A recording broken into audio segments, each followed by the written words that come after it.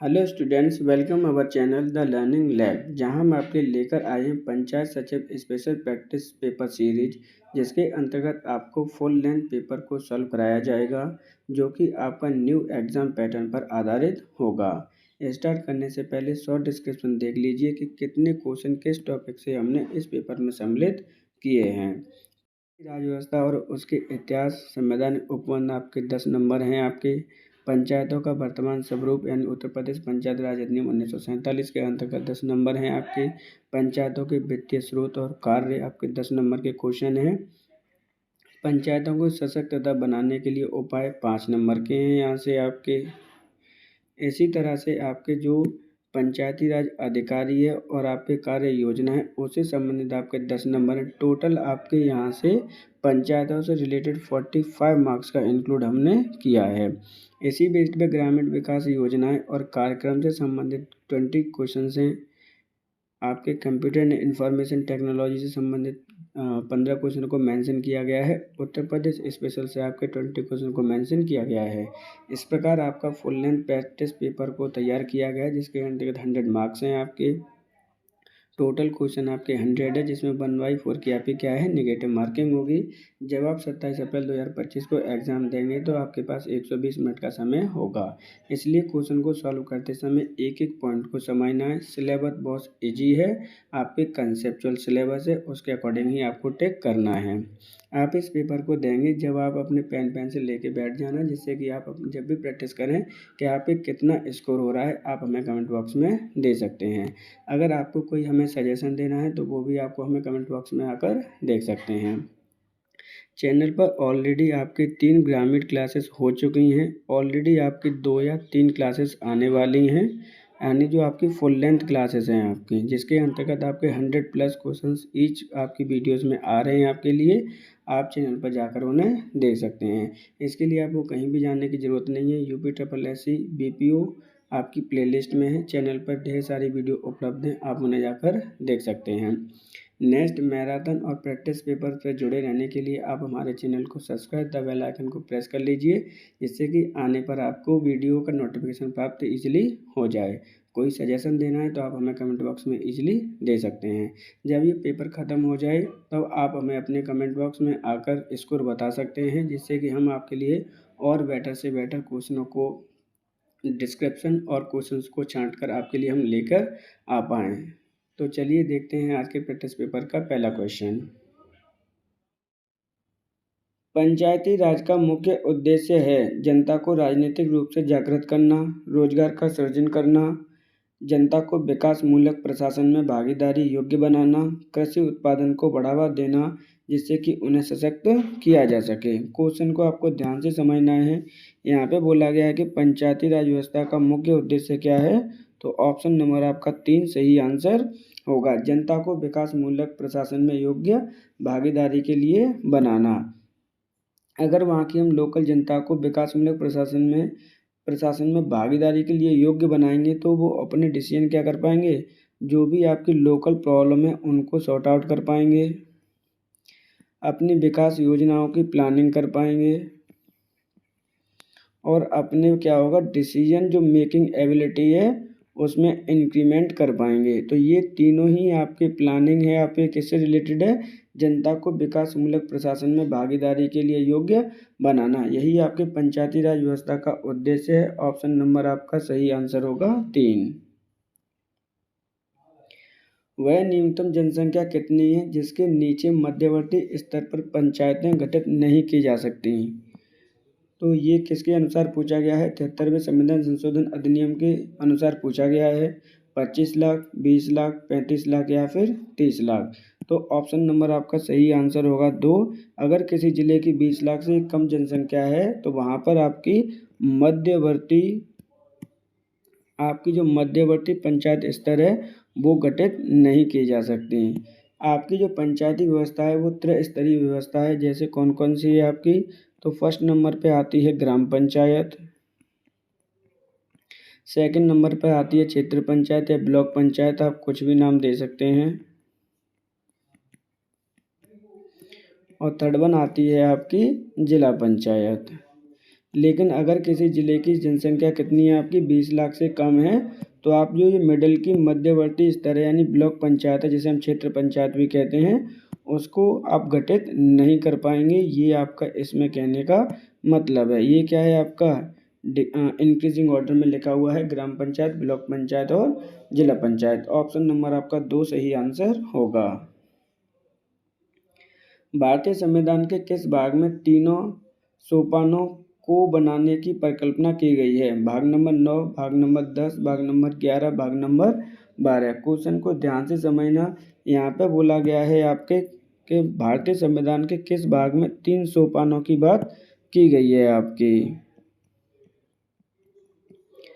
तो आपका option number आपका 1 सही आंसर होगा। भाग नंबर 9 में आपके 3 सोपानों को बनाने की बात कही गई है। क्वेश्चन को ध्यान से समझना। यहाँ पे ऑप्शन नंबर 1 सही आंसर होगा। अब ये 3 सोपान कौन कौन से हैं उनकी बात की गई है, क्योंकि जो भाग नंबर आपका 9 है वो कैसे संबंधित है, आपका संबंधित है ग्राम पंचायत यानी आपका लोकल जो गवर्नमेंट है उससे संबंधित है।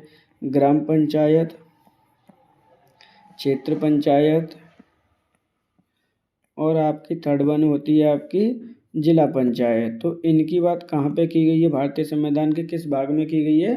तो इसकी बात की गई है आपके भाग नंबर 9 में। ऑप्शन नंबर आपका सही आंसर होगा 1।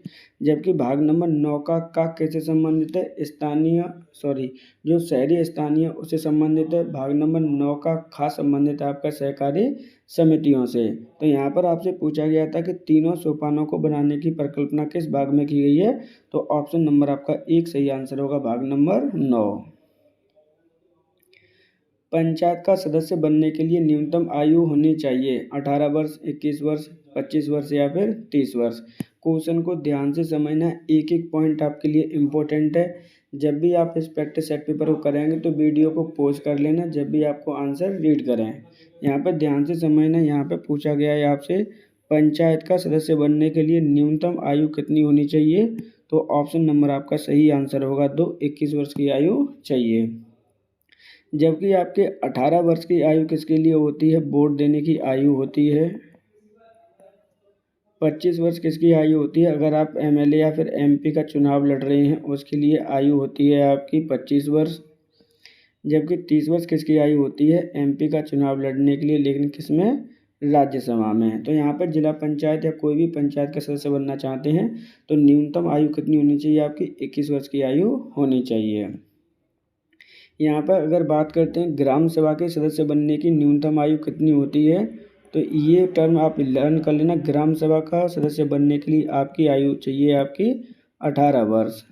ग्राम सभा का सदस्य कब बना जाएगा, 18 वर्ष की आयु हो जाएगी, प्लस जो आपकी निर्वाचन सूची होती है उसमें आपका नाम लिखित होना चाहिए, तो आप ग्राम सभा के सदस्य बन जाएंगे। ऑप्शन नंबर आपका सही आंसर होगा 2, 21 वर्ष की आयु चाहिए पंचायत का सदस्य बनने के लिए।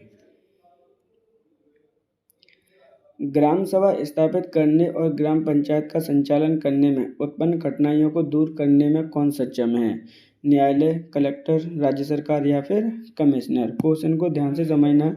यहाँ पे कह रहे हैं कि ग्राम पंचायतों को स्थापित करना, ग्राम पंचायत का संचालन करना, उसमें उत्पन्न जो होने वाली कठिनाई है उनको सॉर्ट आउट करने में कौन सक्षम है, तो ऑप्शन नंबर आपका 3 सही आंसर होगा, राज्य सरकार। राज्य सरकार के द्वारा ही इनको सॉर्ट आउट किया जाता है, क्योंकि आपका जो आर्टिकल नंबर 40 है उसमें कहा गया है कि ग्राम पंचायतों का गठन या पंचायतों का गठन किसके द्वारा किया जाएगा, राज्य सरकार के द्वारा किया जाएगा, राज्यों के द्वारा किया जाएगा। ऑप्शन नंबर आपका 3 सही आंसर होगा।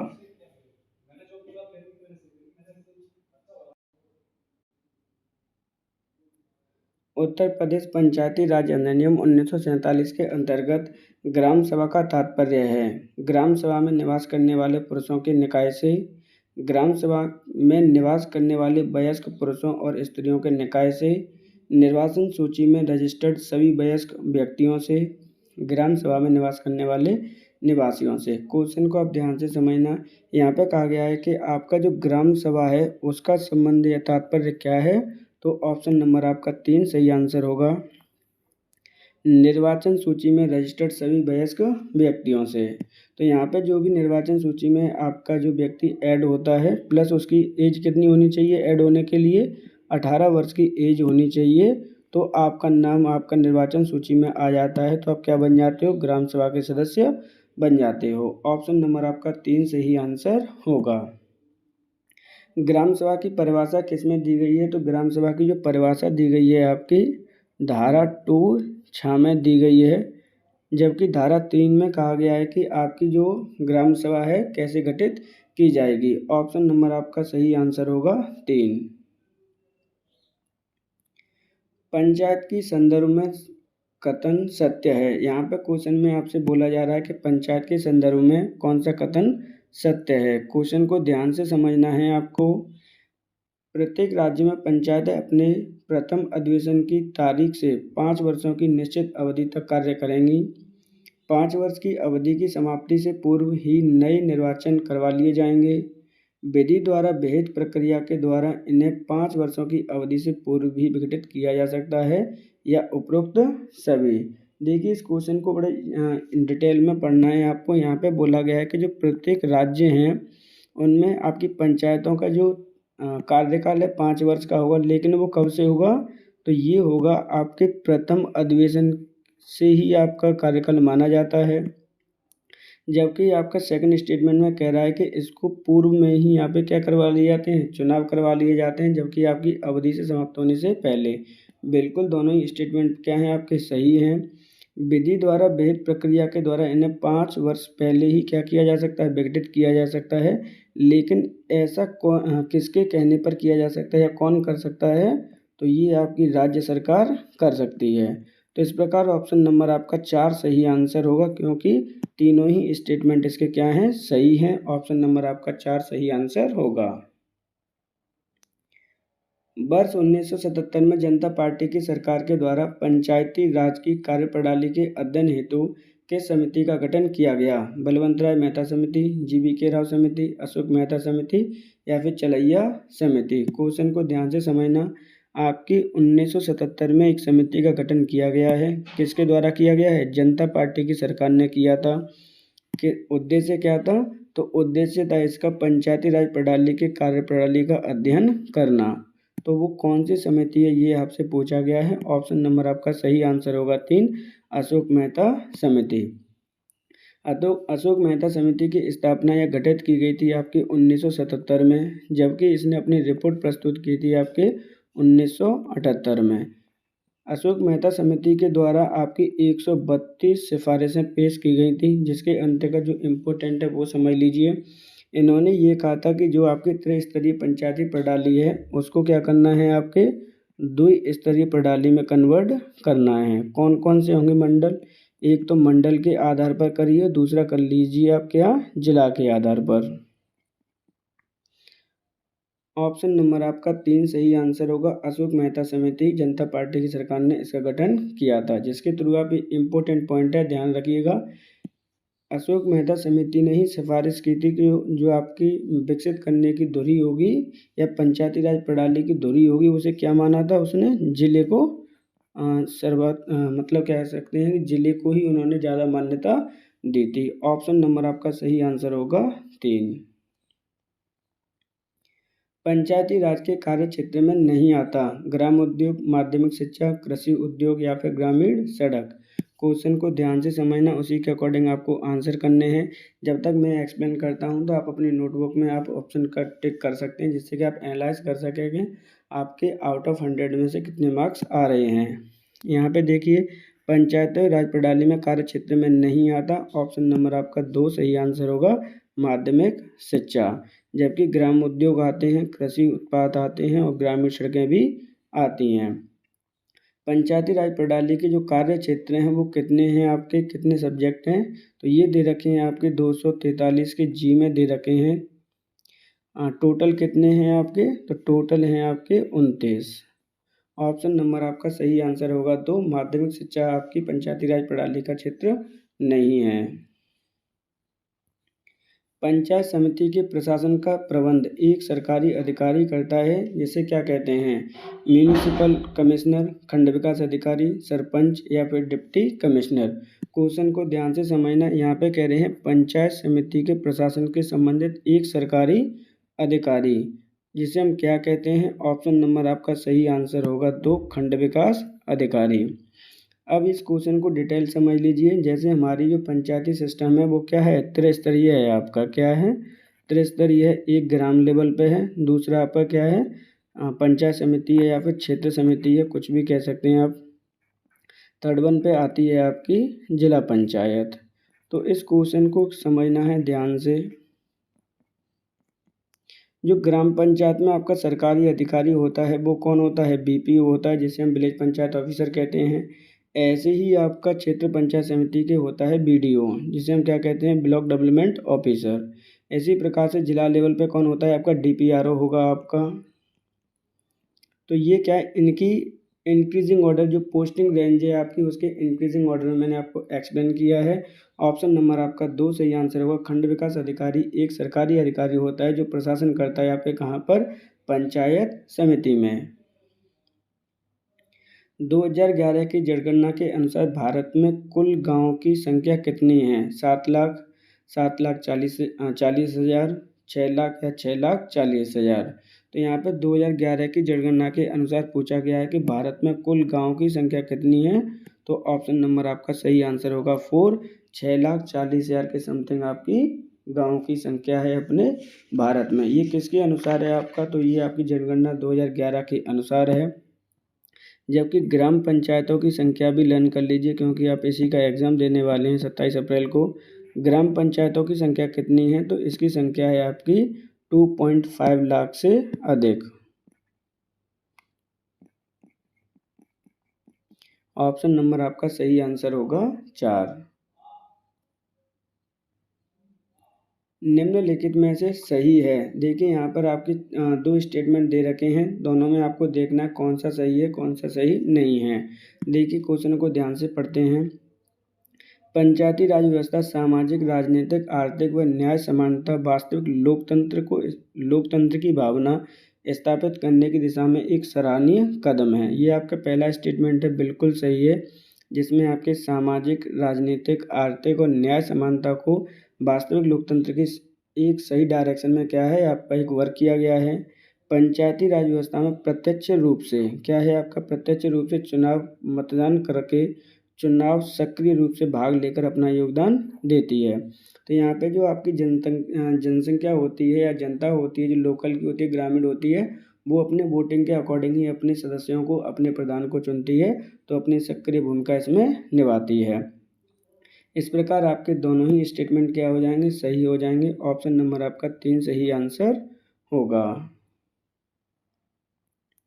किसी पंचायत की सबसे छोटे निर्वाचन क्षेत्र को किस नाम से जाना जाता है? वार्ड, मोहल्ला, पंचायत या फिर गांव।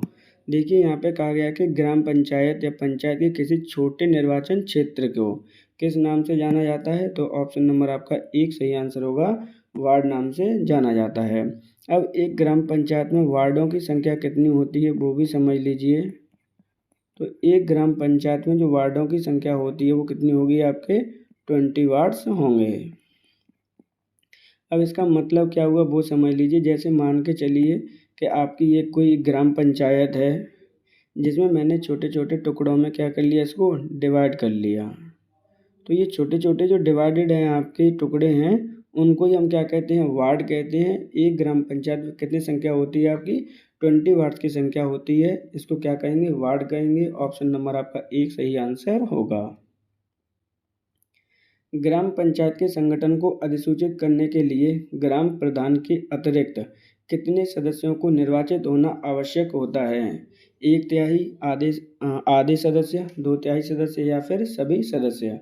इस स्टेटमेंट को दोबारा पढ़ लीजिए जिससे कि आपको इजीली समझ में आए। आपके पास एग्जाम में 2 घंटे का समय होगा, एक भी पॉइंट आपको छूटना नहीं चाहिए, जिससे कि आप इजीली क्वेश्चन को सॉर्ट आउट कर पाएँ। यहाँ पे कह रहे हैं कि ग्राम पंचायत के संगठन के लिए अधिसूचित करने के लिए ग्राम सभा प्रधान, यानी जो आपका प्रधान है उसके अतिरिक्त कितने सदस्यों का निर्वाचन होना कंपलसरी है, जिससे कि क्या हो, ग्राम पंचायत का गठन हो सके।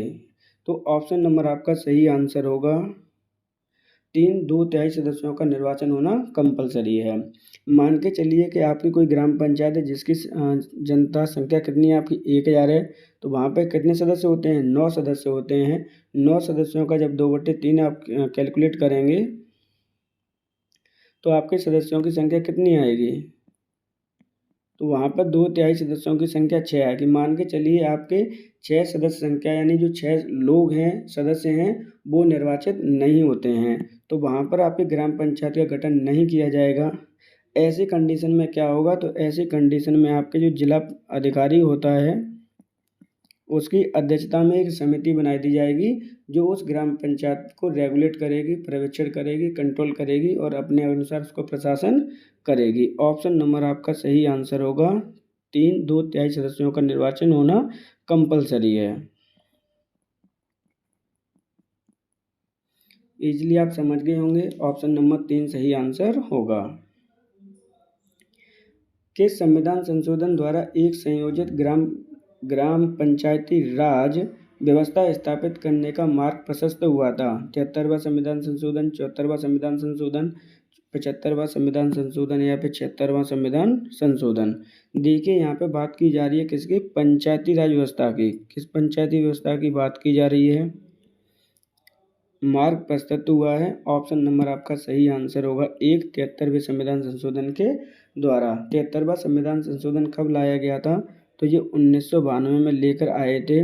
इसको आपके संवैधानिक दर्जा या फिर कह सकते हैं लागू कब से हुआ था, इम्पोर्टेंट है, आपका लागू होने की डेट आती है कई बार।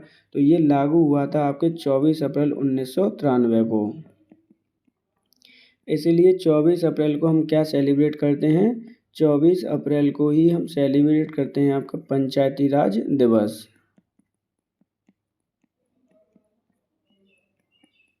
ऑप्शन नंबर आपका सही आंसर होगा 1, 73वां संविधान संशोधन के द्वारा आपकी पंचायती राज व्यवस्था को मार्ग प्रशस्त हुआ है। पंचायत चुनाव संपन्न कराने के लिए मुख्य निर्वाचन अधिकारी की नियुक्ति की जाती है राज्य निर्वाचन आयोग के द्वारा, राज्यपाल के द्वारा, राज्य सरकार के द्वारा या फिर जिला अधिकारी के द्वारा। देखिए यहाँ पे पंचायत चुनाव को संपन्न कराना है तो आपके मुख्य निर्वाचन अधिकारी की नियुक्ति किसके द्वारा की जाती है, तो ऑप्शन नंबर आपका सही आंसर होगा 3, राज्य सरकार के द्वारा की जाती है। पंचायतों का चुनाव कौन कराता है, तो पंचायतों का चुनाव कराने के लिए रेस्पॉन्सिबल होता है आपका राज्य चुनाव आयोग, स्टेट कमीशन।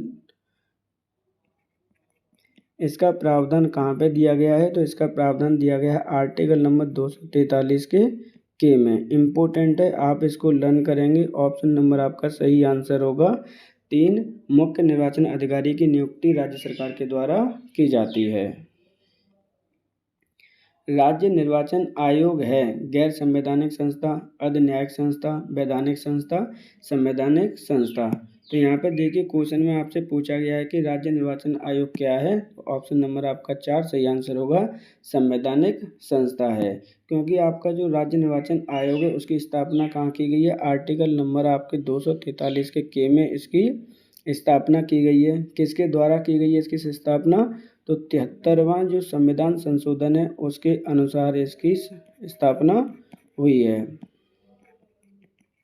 जब कोई भी आपका संविधान के अनुसार आपका निर्माण किया जाता है किसी भी संस्था का, तो वो आपकी एक संवैधानिक संस्था होती है। ऑप्शन नंबर आपका 4 सही आंसर होगा। राज्य निर्वाचन आयोग की क्या है, आपका संवैधानिक संस्था है जिसका गठन 243 के अनुसार किया जाता है। किसी पंचायत की अवधि की समाप्ति से पूर्व पंचायत के विघटन पर गठित पंचायत की अवधि है 5 वर्ष, 6 वर्ष शेष अवधि या प्रथम अधिवेशन से 5 वर्ष। देखिए यहाँ पे क्वेश्चन में आपसे ये कहा गया है कि मान के चलिए कोई भी पंचायत अवधि है, क्या होगी, समाप्ति से पहले आपकी विघटित की गई है और फिर आपके इलेक्शन किए जा रहे हैं, तो वो जो इलेक्शन है कितनी अवधि के लिए होंगे। मान के चलिए किसी पंचायत का चुनाव हुआ, उसका कार्यकाल कितना होता है, 5 वर्ष का होता है। लेकिन क्या हुआ कि आपके 2 वर्ष के बाद ही क्या कर दिया, आपका विघटित कर दिया और अब इसका जो शेष काल है वो कितना रह गया, शेष काल रह गया आपका 3 वर्ष का। तो जो अब इलेक्शन होगा आपका, तो जो इलेक्शन होना है वो ओनली 3 वर्ष के लिए होगा, ना कि स्टार्टिंग से 5 वर्ष के लिए होगा। इस प्रकार ऑप्शन नंबर आपका 3 सही आंसर होगा। शेष अवधि के लिए चुनाव कराया जाता है आपका जब भी घटित होती है तब। लेकिन एक टर्म और है इसमें, मान के चलिए कि आपकी कोई भी इलेक्शन हुआ, 5 वर्ष का कार्यकाल है, लेकिन किसी पंचायत ने 5 वर्ष और 8 मंथ तक क्या कर लिया, आपका कार्यकाल हो गया उसका। मान के चलिए 4 वर्ष 8 महीने यहाँ पर क्या हो गया, कार्यकाल हो गया। कितने महीने बचे हैं, ओनली 4 महीने बचे हैं। तो इस कंडीशन में आपके इलेक्शन नहीं कराए जाएंगे। जब भी इलेक्शन होगा तो वो आपके एक नए टर्म के लिए इलेक्शन होगा। ऑप्शन नंबर आपका सही आंसर होगा 3। उत्तर प्रदेश बजट 2025-26 के तहत पंचायती राज विभाग को कितने रुपए आवंटित किए गए हैं। 19,174.11 करोड़, 20,000 करोड़, 18,500.40 करोड़, 19,500.11 करोड़। देखिए यहाँ पे ये करंट अफेयर्स का क्वेश्चन है, इम्पोर्टेंट क्वेश्चन है, क्योंकि यहाँ पर किससे रिलेटेड है, आपका ये पंचायती राज विभाग से संबंधित है, जिसका आप एग्जाम देने वाले हैं। क्या कहा गया है, उत्तर प्रदेश बजट 2025-26 के अंतर्गत कितने रुपए आवंटित किए गए हैं, किसको, पंचायती राज विभाग को। ऑप्शन नंबर आपका सही आंसर होगा 1। 19,174.11 करोड़ रुपए आवंटित किए गए हैं उत्तर प्रदेश सरकार के द्वारा। उत्तर प्रदेश सरकार के बजट किसने आपका प्रस्तुत किया था, तो उत्तर प्रदेश सरकार का जो बजट है वो सुरेश खन्ना जी के द्वारा प्रस्तुत किया गया था। अब सुरेश खन्ना जी कौन है उत्तर प्रदेश के, तो ये आपके वित्त मंत्री हैं, जिनके द्वारा बजट प्रस्तुत किया जाता है। इनके द्वारा कितने रुपए का बजट प्रस्तुत किया गया है 2025-26 का, तो इनके द्वारा आपका 8.08 लाख करोड़ रुपए का बजट प्रस्तुत किया गया है। तो इस प्रकार ऑप्शन नंबर आपका 1 सही आंसर होगा। 19,174.11 करोड़ रुपए आवंटित किए गए हैं पंचायती राज विभाग को। पंचायतों को संवैधानिक दर्जा, यहाँ पे क्या है, दर्जा है, दर्जा की प्राप्ति ग्राम पंचायत के विकास की किस चरण में हुई, 5वां चरण, 6वां चरण, 7वां चरण या फिर 8वां, इनमें से कोई नहीं। क्वेश्चन को ध्यान से समझिए। यहाँ पे कह रहे हैं कि पंचायतों को संवैधानिक दर्जा ग्राम पंचायत के विकास की किस चरण में हुई है, तो ऑप्शन नंबर आपका सही आंसर होगा 2। 6वें चरण में इसकी संवैधानिक दर्जा की प्राप्ति हुई है। 6वां चरण कब से कब तक चला था वो समझ लीजिए। 6वां चरण चला है आपका, आपके इलेक्शन हुए थे 1988 में, जिसका कार्यकाल कितना था, 1988 से लेकर 1993-94।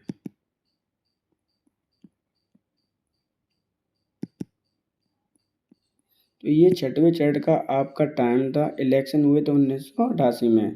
संवैधानिक दर्जा की प्राप्ति कब हुई थी, जब राष्ट्रपति आपके सिग्नेचर करने के बाद क्या हो जाता है, ऑल ओवर इंडिया में लागू हो जाता है। तो ये कब लागू हो गया था आपका, 24 अप्रैल 1993 को लागू हो गया था। जब आप डेट देखेंगे तो देखिए यहाँ पे 1993 है, जबकि 1993-94 में 6वां चरण आपका कंटिन्यूस था। ऑप्शन नंबर आपका 2 सही आंसर होगा।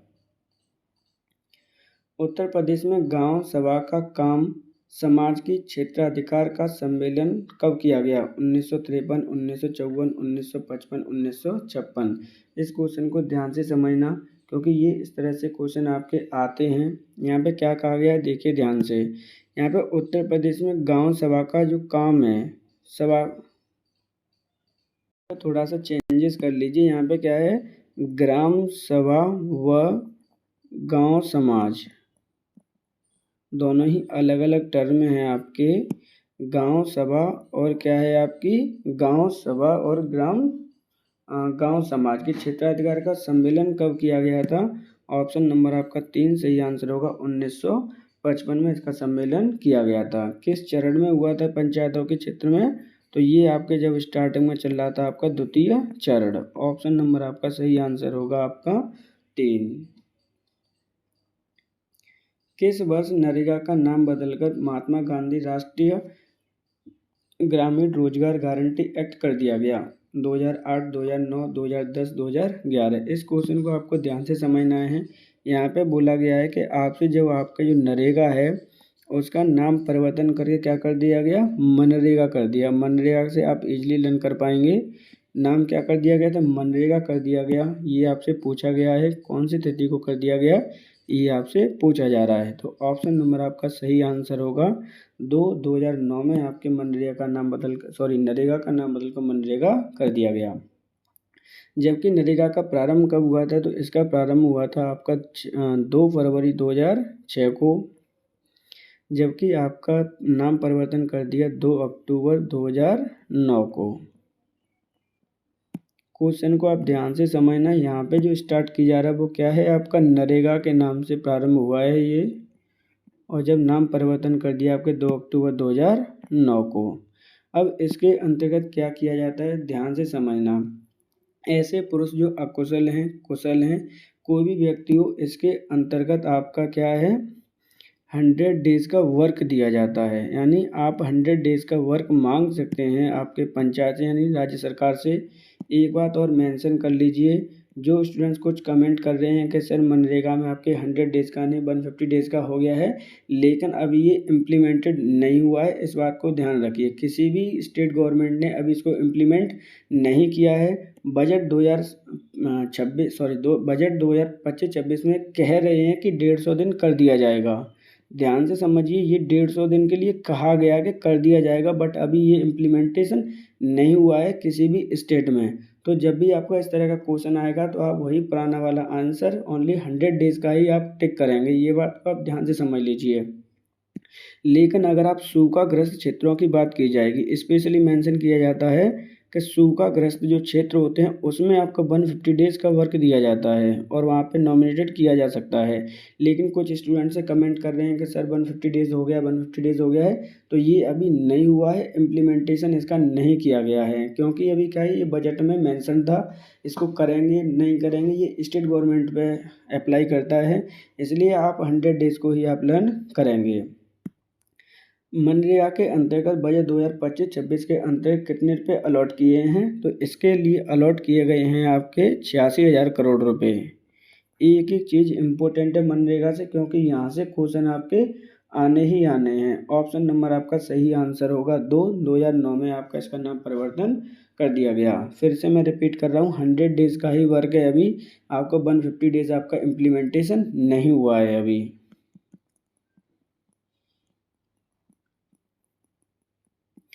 इम्प्लीमेंटेशन इसका नहीं हुआ है, ये बात ध्यान रखना। ऑप्शन नंबर आपका सही आंसर होगा 2।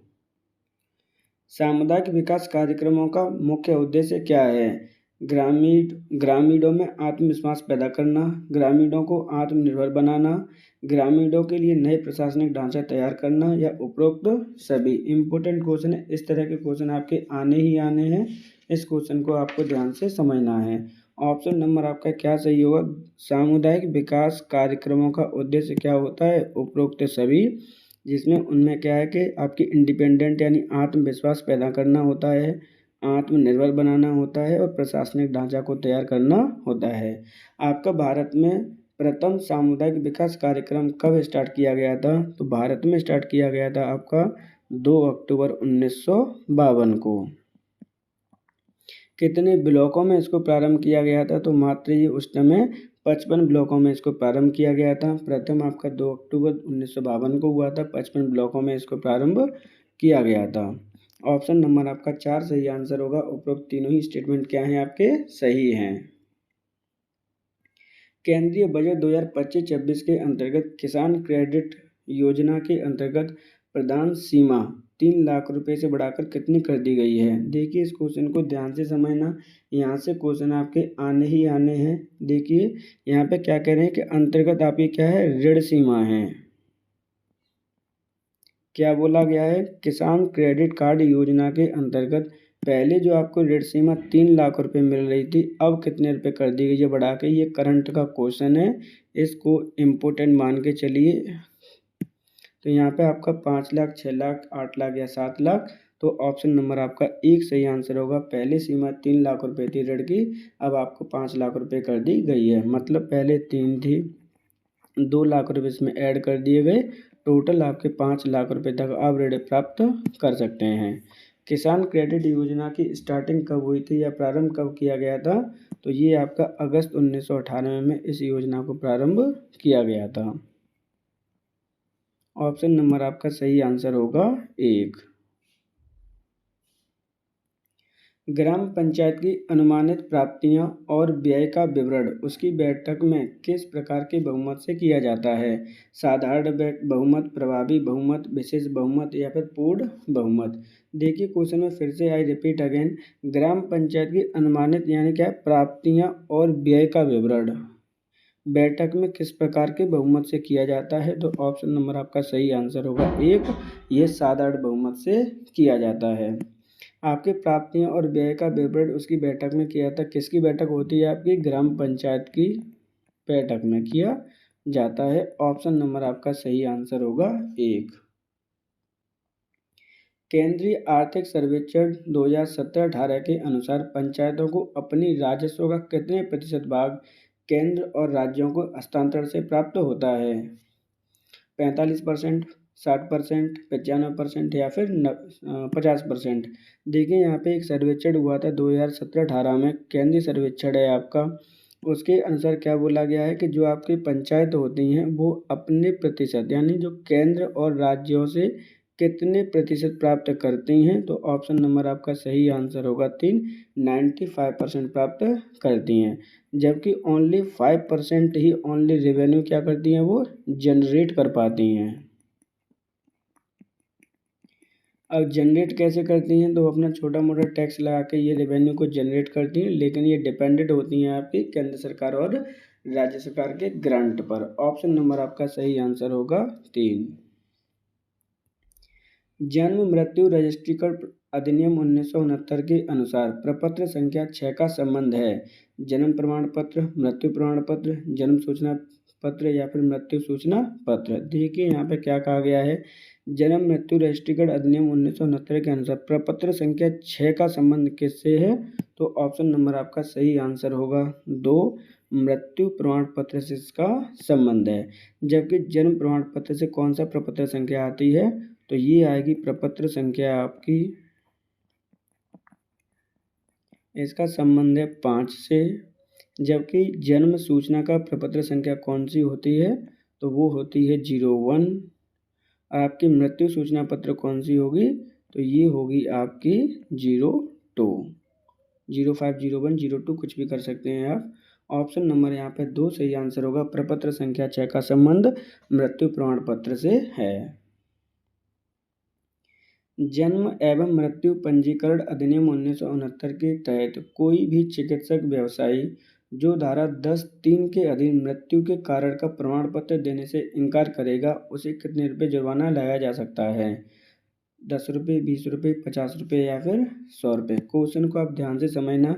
यहाँ पर कहा गया है कि आपके जन्म मृत्यु पंजीकरण अधिनियम 1969 के तहत अगर कोई चिकित्सा व्यवसाय यानी जो आपका डॉक्टर वगैरह जो होते हैं, किस धारा के अंतर्गत है? धारा 10(3) के अंतर्गत है। अगर कोई आपको डेथ सर्टिफिकेट देने से इनकार करेगा, क्या है यहाँ पे डेथ सर्टिफिकेट की बात की जा रही है, इनकार करता है आपसे, तो कितने रुपए का जुर्माना लगाया जा सकता है? तो ऑप्शन नंबर आपका सही आंसर होगा 3, 50 रुपये का जुर्माना लगाया जाएगा या फिर लगाया जा सकता है। ऑप्शन नंबर आपका सही आंसर होगा 3। जन्म पंजीकरण के समय बच्चे का भार लिखा जाना चाहिए किलोग्राम में के 1 दशमलव स्थान तक, किलोग्राम में 2 दशमलव स्थान तक, किलोग्राम में 3 दशमलव स्थान तक या किलोग्राम के दशमलव में नहीं रहा है। तो यहाँ पर ध्यान रखना है, जब भी बच्चा आपका जन्म लेगा उसका जो वजन है वो कहाँ तक लिखा जाएगा? ऑप्शन नंबर आपका 1 सही आंसर होगा। किलोग्राम में 1 दशमलव तक लिखा जाता है। मान के चलिए किसी का वेट है कितना है, 4 kg है, तो दशमलव के 4 kg मतलब कितना लिख दोगे? 4.5 तक लिख जाओगे। ठीक है, ये आपकी वैलिड है कि पॉइंट के 1 डिजिट तक आप ऑलरेडी लिख सकते हैं। ऑप्शन नंबर आपका सही आंसर होगा 1। भारत के महारजिस्ट्रार की नियुक्ति किसके द्वारा की जाती है? राज्य सरकार, केंद्र सरकार, स्थानीय सरकार या फिर इनमें से कोई नहीं। यहाँ पे कहा गया है कि महारजिस्ट्रार की नियुक्ति किसके द्वारा की जाती है? तो ऑप्शन नंबर आपका 2 सही आंसर होगा। इसकी नियुक्ति केंद्र सरकार के द्वारा की जाती है। ई चौपाल कब शुरू किया गया? जून 2000, जनवरी 2000, मई 2000 या इनमें से कोई नहीं। क्वेश्चन को आपको ध्यान से समझना है। यहाँ पे कहा गया है कि जो आपकी ई चौपाल सेवा है, क्या है आपकी ई चौपाल है, कब से प्रारंभ की गई है? ऑप्शन नंबर 1 सही आंसर होगा, जून 2000 में इसको प्रारंभ किया गया। ये किसके द्वारा प्रारंभ की गई है वो समझना है आपका। तो ये प्रारंभ की गई है आपकी ITC IBD के द्वारा। अब ये ITC IBD एक्चुअली में है क्या वो समझ लीजिए, इसकी फुल फॉर्म क्या होगी। तो ये आपकी इंटरनेशनल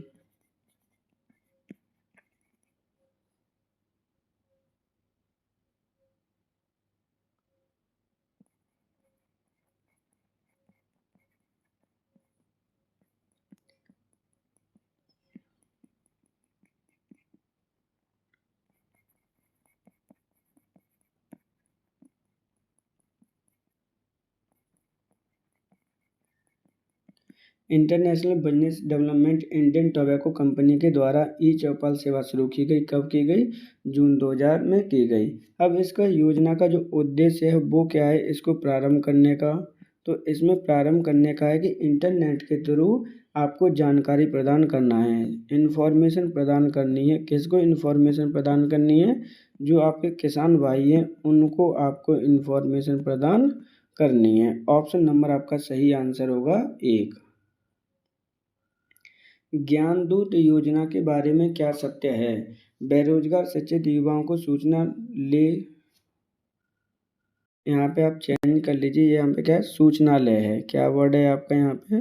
सूचनालय है। बेरोजगार शिक्षित युवाओं को सूचनालय को सूचक के रूप में चलने के लिए प्रशिक्षित किया जाना। यह परियोजना 2000 में शुरू किया गया। लगभग 6000 नेटवर्क इस नेटवर्क के अंतर्गत हैं, उपरोक्त में से सभी। तो इम्पोर्टेंट क्वेश्चन है आपका, इस तरह के क्वेश्चन आपके आएंगे ही। यहाँ पे पूछा गया था कि ज्ञानदूत योजना के संबंध में क्या सही है? तो ऑप्शन नंबर आपका 4 सही आंसर होगा। इसके तीनों ही स्टेटमेंट क्या हैं? बिल्कुल सही है। ये आपकी 2000 में प्रारंभ की गई है। इम्पोर्टेंट डेट है आपकी, इस तरह के ही क्वेश्चन आने हैं। इम्पोर्टेंट ये हो जाता है कि ये किस राज्य में चलाई गई है। तो ये आपके मध्य प्रदेश सरकार की योजना है, इसको आप लर्न कर लेना। ऑप्शन नंबर आपका सही आंसर होगा 4। उमंग ऐप का उद्देश्य है फास्ट ट्रैक मोबाइल गवर्नेंस, एकल खिड़की सर्विस, ऑनलाइन पेमेंट है, उपरोक्त में से कोई नहीं। तो यहाँ पे जो उमंग ऐप है उसका उद्देश्य क्या है? तो इसका उद्देश्य आपका फास्ट ट्रैक मोबाइल गवर्नेंस करना उमंग ऐप का उद्देश्य है। ऑप्शन नंबर आपका 1 सही आंसर होगा। उमंग ऐप को कितनी भाषाओं में, इम्पोर्टेंट फैक्टर है, कितनी भाषाओं में लॉन्च किया गया था? तो इसमें आपकी 13 लैंग्वेजेस को लॉन्च किया गया था। ये आपका किसके अंतर्गत किया गया है? तो डिजिटल इंडिया के अंतर्गत इसको प्रोड्यूस किया गया है, या फिर कह सकते हैं कि आगे बढ़ाया गया है। ऑप्शन नंबर आपका सही आंसर होगा।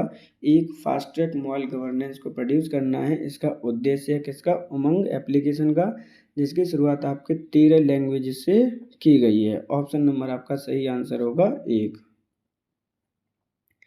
प्रधानमंत्री रोजगार सृजन का कार्यक्रम का प्रारंभ कब किया गया?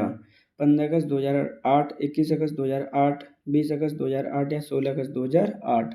क्वेश्चन में पूछा गया प्रधानमंत्री रोजगार सृजन योजना का प्रारंभ कब किया गया है? तो ऑप्शन नंबर आपका 1 सही आंसर होगा। 15 अगस्त 2008 को इसका प्रारंभ किया गया है। अब देखिए यहाँ पर क्या है कि प्रधानमंत्री रोजगार योजना के अंतर्गत क्या करना है आपको? तो रोजगार सृजन करने हैं, रोजगार से संबंधित ये योजनाएं हैं। यहाँ पे बजट 2025-26 के अंतर्गत कितने रुपए अलॉट किए हैं मोदी सरकार के द्वारा? तो इसके लिए जो पैसे अलॉट किए हैं वो किए हैं आपके 2954 करोड़ रुपए। एक पॉइंट तो ये हो गया जो आपको लर्न करना है। अब बात करते हैं कि इसके अंतर्गत जो आपकी मैन्युफैक्चरिंग यूनिट, जो विनिर्माण यूनिट होती हैं, इकाइयाँ होती हैं, उनसे संबंधित एक कॉन्सेप्ट है वो समझ लीजिए। यहाँ पर कोई भी व्यक्ति मैन्युफैक्चरिंग यूनिट आपकी प्रोड्यूस करना चाहता है, मान के चलिए कोई मैन्युफैक्चरिंग यूनिट लगा रहा है, तो उस समय उसको पहले कितने रुपये मिलते थे? तो पहले उसको यूनिट को प्रोड्यूस करने के लिए, लगाने के लिए 25 लाख रुपए तक प्रदान किए जाते थे गवर्नमेंट के द्वारा ऋण के तौर पर। अब इसकी सीमा बढ़ा दी गई है, कितने कर दी गई है, 50 लाख रुपए कर दिए गए हैं। लेकिन अगर कोई आपकी सेवा सेक्टर मतलब कह सकते हैं कि सर्विस सेक्टर की यूनिट ओपन करना चाहता है, किसकी यूनिट करना है, सर्विस सेक्टर की आपकी यूनिट ओपन करनी है, तो उसके लिए पहले कितने रुपए प्रोड्यूस किए जाते थे या दिए जाते थे, तो पहले इसके लिए 10 लाख रुपए थे। अब इसकी सीमा बढ़ा के कितना कर दी गई है, 20 लाख रुपए कर दी गई है। ऑप्शन नंबर आपका सही आंसर होगा 1/15/2008 को प्रधानमंत्री रोजगार सृजन योजना को प्रारंभ किया गया। संयुक्त राष्ट्र की सतत विकास लक्ष्य, यहाँ पे लक्ष्य है, यहाँ पे क्या है, सतत विकास लक्ष्य के अनुरूप किस वर्ष तक हर घर जल उपलब्ध कराने का भारत का दीर्घकालिक लक्ष्य है, 2022, 2025, 2030 या 2036। देखिए, जब भी आपके सस्टेनेबल डेवलपमेंट की बात की जाएगी, यहाँ पे क्या है, संयुक्त राष्ट्र की बात की गई है और किसकी बात की गई है, सतत विकास लक्ष्यों की बात की गई है। तो ऑप्शन नंबर आपका सही आंसर होगा 3, 2030 तक इसको प्राप्त करना है। किस प्रकार का लक्ष्य है आपके, भारत के दीर्घकालिक लक्ष्य है। बात कर लेते हैं संयुक्त राष्ट्र के सतत विकास लक्ष्यों की। तो आपके यहाँ पे संयुक्त राष्ट्र ने 2015 में डिसाइड किया था कि हमें डिफरेंट टाइप के जो 17 SDG हैं, SDG को क्या कहते हैं, सस्टेनेबल डेवलपमेंट गोल कहते हैं, उनको हमें प्राप्त करना है। कब तक प्राप्त करना है, तो उनको हमें प्राप्त करना है 2030 तक। थोड़े थोड़े से एक दो आप समझ लीजिए जिससे कि आप आगे भी पढ़ सकें। तो जैसे मान के चलिए कि SDG 1 है आपका, SDG 1 जो आपका संबंधित है वो किससे संबंधित है आपका, वो संबंधित है आपका गरीबी से, नो पॉवर्टी, यानी कहीं भी कोई ऐसी गरीबी नहीं होनी चाहिए। ऐसे ही आपका SDG 2 है, SDG जो 2 है वो किससे संबंधित है, आपका हंगर से संबंधित है, भुखमरी से संबंधित है। इसी प्रकार आपके SDG 17 गोल प्रोड्यूस किए थे या फिर जनरेट किए थे या फिर स्थापना की थी कब, 2015 में, जिनको प्राप्त करना था कब, 2030 में प्राप्त करना था। यही आपसे यहाँ पे पूछा गया है। ऑप्शन नंबर आपका सही आंसर होगा 3, 2030 तक इसको प्राप्त करना है। निम्नलिखित में से कौन सही सम्मिलित है, एक तरफ योजना दे रखी है, प्रारंभिक वर्ष दे रखा है, यहाँ पे पूछा गया है आपसे कि कौन सा इनमें से आपका सम्मिलित है। न्यूनतम आवश्यकता कार्यक्रम 1976-77, ग्रामीण आवासीय योजना 1957-58, ग्रामीण विद्युतीकरण योजना 1959-60, 20 सूत्रीय कार्यक्रम 1980 और 81। क्वेश्चन को अगर आप ध्यान से समझेंगे, यहाँ पे बोला गया है कौन सा इसमें सम्मिलित है, तो ऑप्शन नंबर आपका 2 सही आंसर होगा। ग्रामीण आवासीय योजना 1957-58 में प्रारंभ की गई। अदर 3 देख लीजिए। न्यूनतम आवश्यकता कार्यक्रम 1976-77 में प्रारंभ न होकर ये आपका 1974-75 में प्रारंभ हुआ है। इसी प्रकार ग्रामीण विद्युतीकरण योजना आपकी 1969 में स्टार्ट हुई थी। ये कब हुई है, 1969-70 में स्टार्ट हुई थी। 20 सूत्रीय कार्यक्रम कब प्रारंभ हुआ था, तो 1975 में ये प्रारंभ हुआ है। इस प्रकार ऑप्शन नंबर आपका 2 सही आंसर होगा। ग्रामीण आवासीय योजना प्रारंभ हुई थी 1957-58 में। यही आपसे पूछा गया है कि कौन सा इसमें सही है। निम्नलिखित में से कौन सही सम्मिलित है। देखिए फिर से यहाँ पे यही क्वेश्चन पूछा गया कि कौन सा इसमें से सही सम्मिलित है। एक तरफ योजना दे रखी है, दूसरी तरफ प्रारंभिक वर्ष दे रखा है। राष्ट्रीय परिवार नियोजन बीमा योजना 2009, राष्ट्रीय ग्रामीण स्वास्थ्य मिशन 2005, आश्रय बीमा योजना 2003, कृषि श्रमिक सामाजिक सुरक्षा 2004। तो यहाँ पर आपसे पूछा गया कि कौन सा इनमें से सही सम्मिलित है। ऑप्शन नंबर आपका 2 सही आंसर होगा।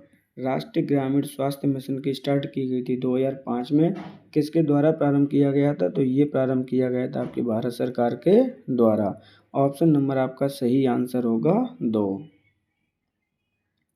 ग्राम पंचायत विकास योजना, हमारी योजना हमारा विकास कब लागू हुआ। देखिए यहाँ पर ध्यान से समझना। वर्ष 2015-16, वर्ष 2016-17, 17-18 या फिर 18-19। ऑप्शन नंबर आपका 1 सही आंसर होगा। ग्राम पंचायत विकास योजना का जो प्रारंभ किया गया वो किया गया है आपका कब, 2015-16 में ये प्रारंभ हुई है। यहाँ पर जो आपकी थीम है हमारी योजना हमारा विकास, इसकी क्या है, ये ये इसकी थीम दे रखी है, इसको भी आप लर्न कर लेना। कौन सी योजना की? ग्राम पंचायत विकास योजना की थीम क्या है? हमारी योजना हमारा विकास। स्टार्ट किसके द्वारा किया गया था? तो ये उत्तर प्रदेश सरकार की एक योजना है, जिसके अंतर्गत कितने चरणों में इस योजना को एग्जीक्यूट किया जाता है? तो ये आपकी 5 चरणों में इसको एग्जीक्यूट किया जाता है।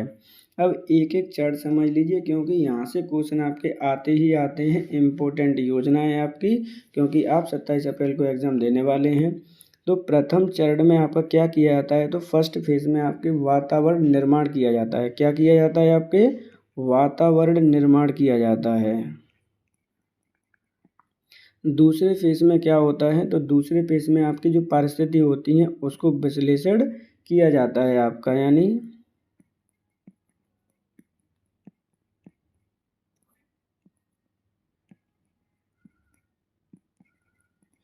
थर्ड चरण में आपका किया क्या जाता है? तो थर्ड चरण में किया जाता है, समस्याओं को पहचाना जाता है, प्रामाणिकता निर्धारित की जाती है, क्या आवश्यकता है, कौन कौन सी आपकी समस्या हैं योजना निर्माण करने में, तो इनको डिसाइडेड किया जाता है आपके थर्ड चरण में। जबकि फोर्थ चरण में क्या किया जाता है? तो यहाँ पे ड्राफ्ट प्लान किया जाता है। क्या प्लान किया जाता है आपका? मोस्टली आपका यहीं से क्वेश्चन पूछे जाते हैं कि थर्ड चरण में क्या किया जाता है? तो आपकी विकास योजना का ड्राफ्ट प्लान तैयार किया जाता है। जबकि पाँचवें चरण में किया जाता है? तो पाँचवें चरण में आपकी तकनीकी की स्वीकृति दी जाती है। क्या किया जाता है? तकनीकी की आपको क्या है? तकनीकी एवं प्रशासनिक स्वीकृति दी जाती है।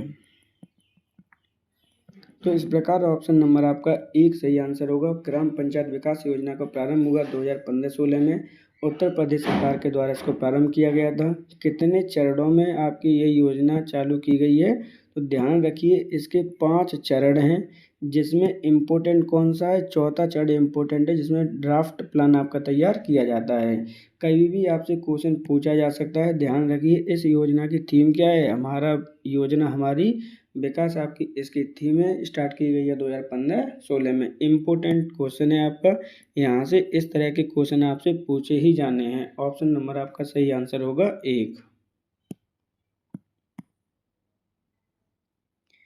उत्तर प्रदेश में निम्न में से किस स्थान पर कृषि पार्क की स्थापना नहीं की गई?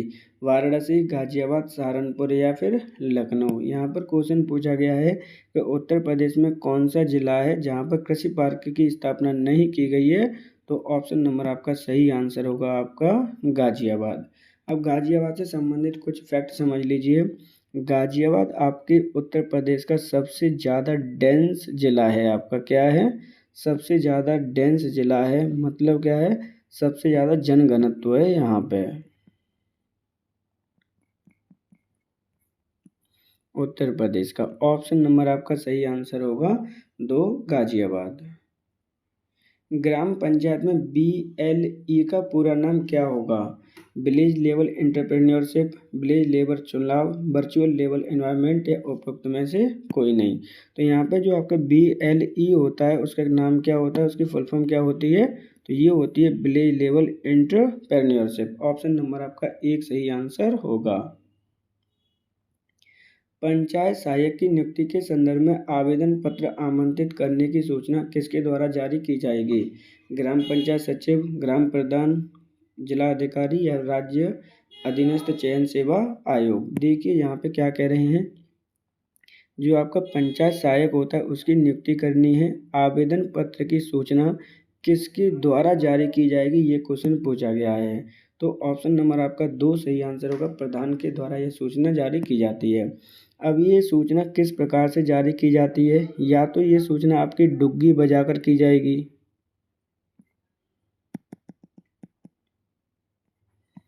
यानी आपकी क्या की जाएगी? डुग्गी बजाकर की जाती है। या फिर जो पंचायत का आपका सूचना पटल होता है,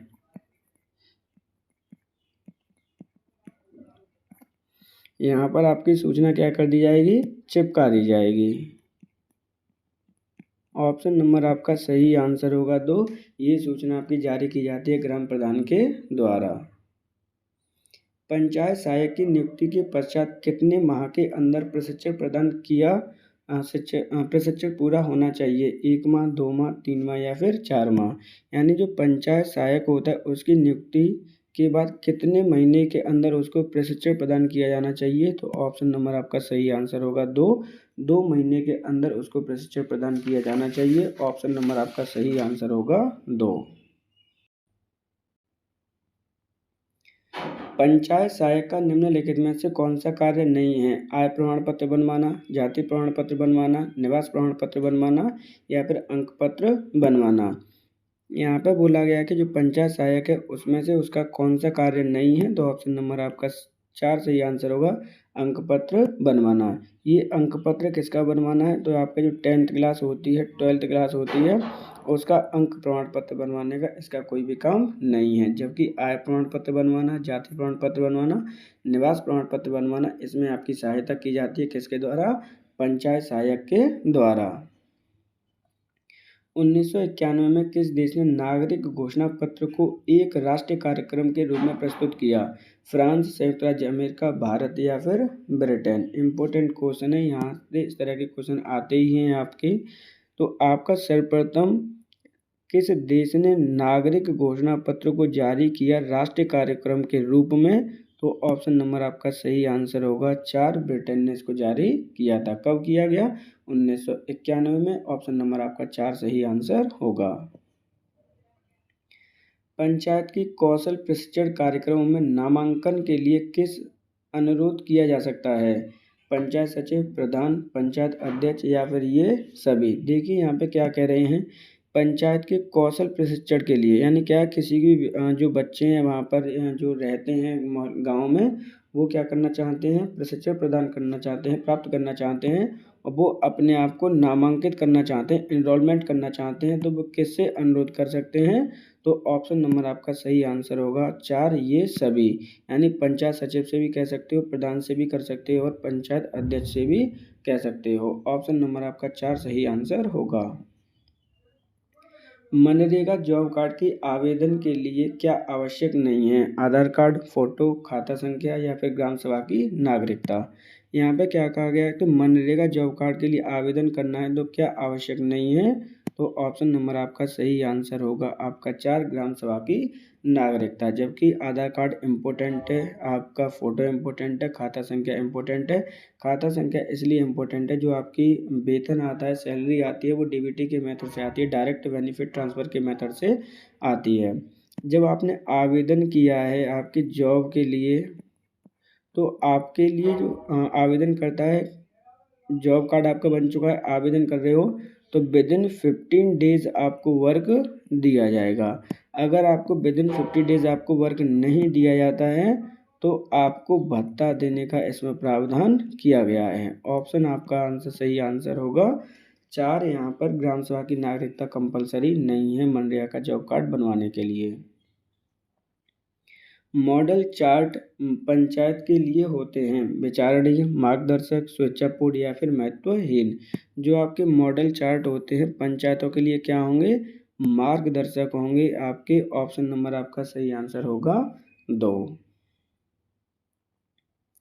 पर्वतीय क्षेत्र, मरुभूमि क्षेत्र तथा जनजातीय क्षेत्र के कितनी आबादी की बसावट वाले गांव को प्रधानमंत्री ग्राम सड़क योजना से जोड़ा जाएगा? 250, 500, 1000 या फिर 1500? क्वेश्चन को ध्यान से समझना है। यहाँ पे कह रहे हैं पर्वतीय क्षेत्र, मरुभूमि क्षेत्र और जनजातीय क्षेत्र में कितनी आबादी के लिए ऐसे गाँवों को प्रधानमंत्री सड़क योजना के अंतर्गत जोड़ा जाएगा? तो ऑप्शन नंबर आपका सही आंसर होगा 1, 250 लोगों की जनसंख्या होनी चाहिए ऐसे क्षेत्रों पर।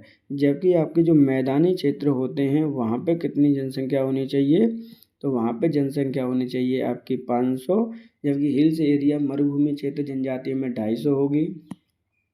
प्रधानमंत्री ग्राम सड़क योजना की शुरुआत कब की गई? तो इसकी शुरुआत की गई है आपकी 25 दिसंबर 2000 को। किसके द्वारा की गई? तो अटल बिहारी वाजपेयी जी के द्वारा इसकी शुरुआत की गई है।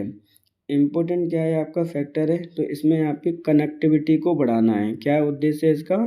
कनेक्टिविटी को बढ़ाना है, इंक्रीज करना है। ऑप्शन नंबर आपका सही आंसर होगा 1। प्रधानमंत्री ग्रामीण आवास योजना कब लॉन्च हुई थी? 2015, 2016, 2017 या फिर 2018? 2018। इम्पोर्टेंट क्वेश्चन है, यहाँ से क्वेश्चन आप पे कई बार पूछे गए हैं। ऑप्शन नंबर आपका 2 सही आंसर होगा। प्रधानमंत्री ग्रामीण आवास योजना कब प्रारंभ की गई थी? 2016 में प्रारंभ की गई थी। 2016 में प्रारंभ की गई। कहाँ से की गई थी ये? तो आपकी आगरा जिले से आपके उत्तर प्रदेश में इसको प्रारंभ किया गया था। उद्देश्य क्या है इसको प्रारंभ करने का? जहाँ पर आपके मैदानी क्षेत्र होते हैं वहाँ पर आपको कोई आवास बनाना है तो आपको कितने रुपए दिए जाएंगे?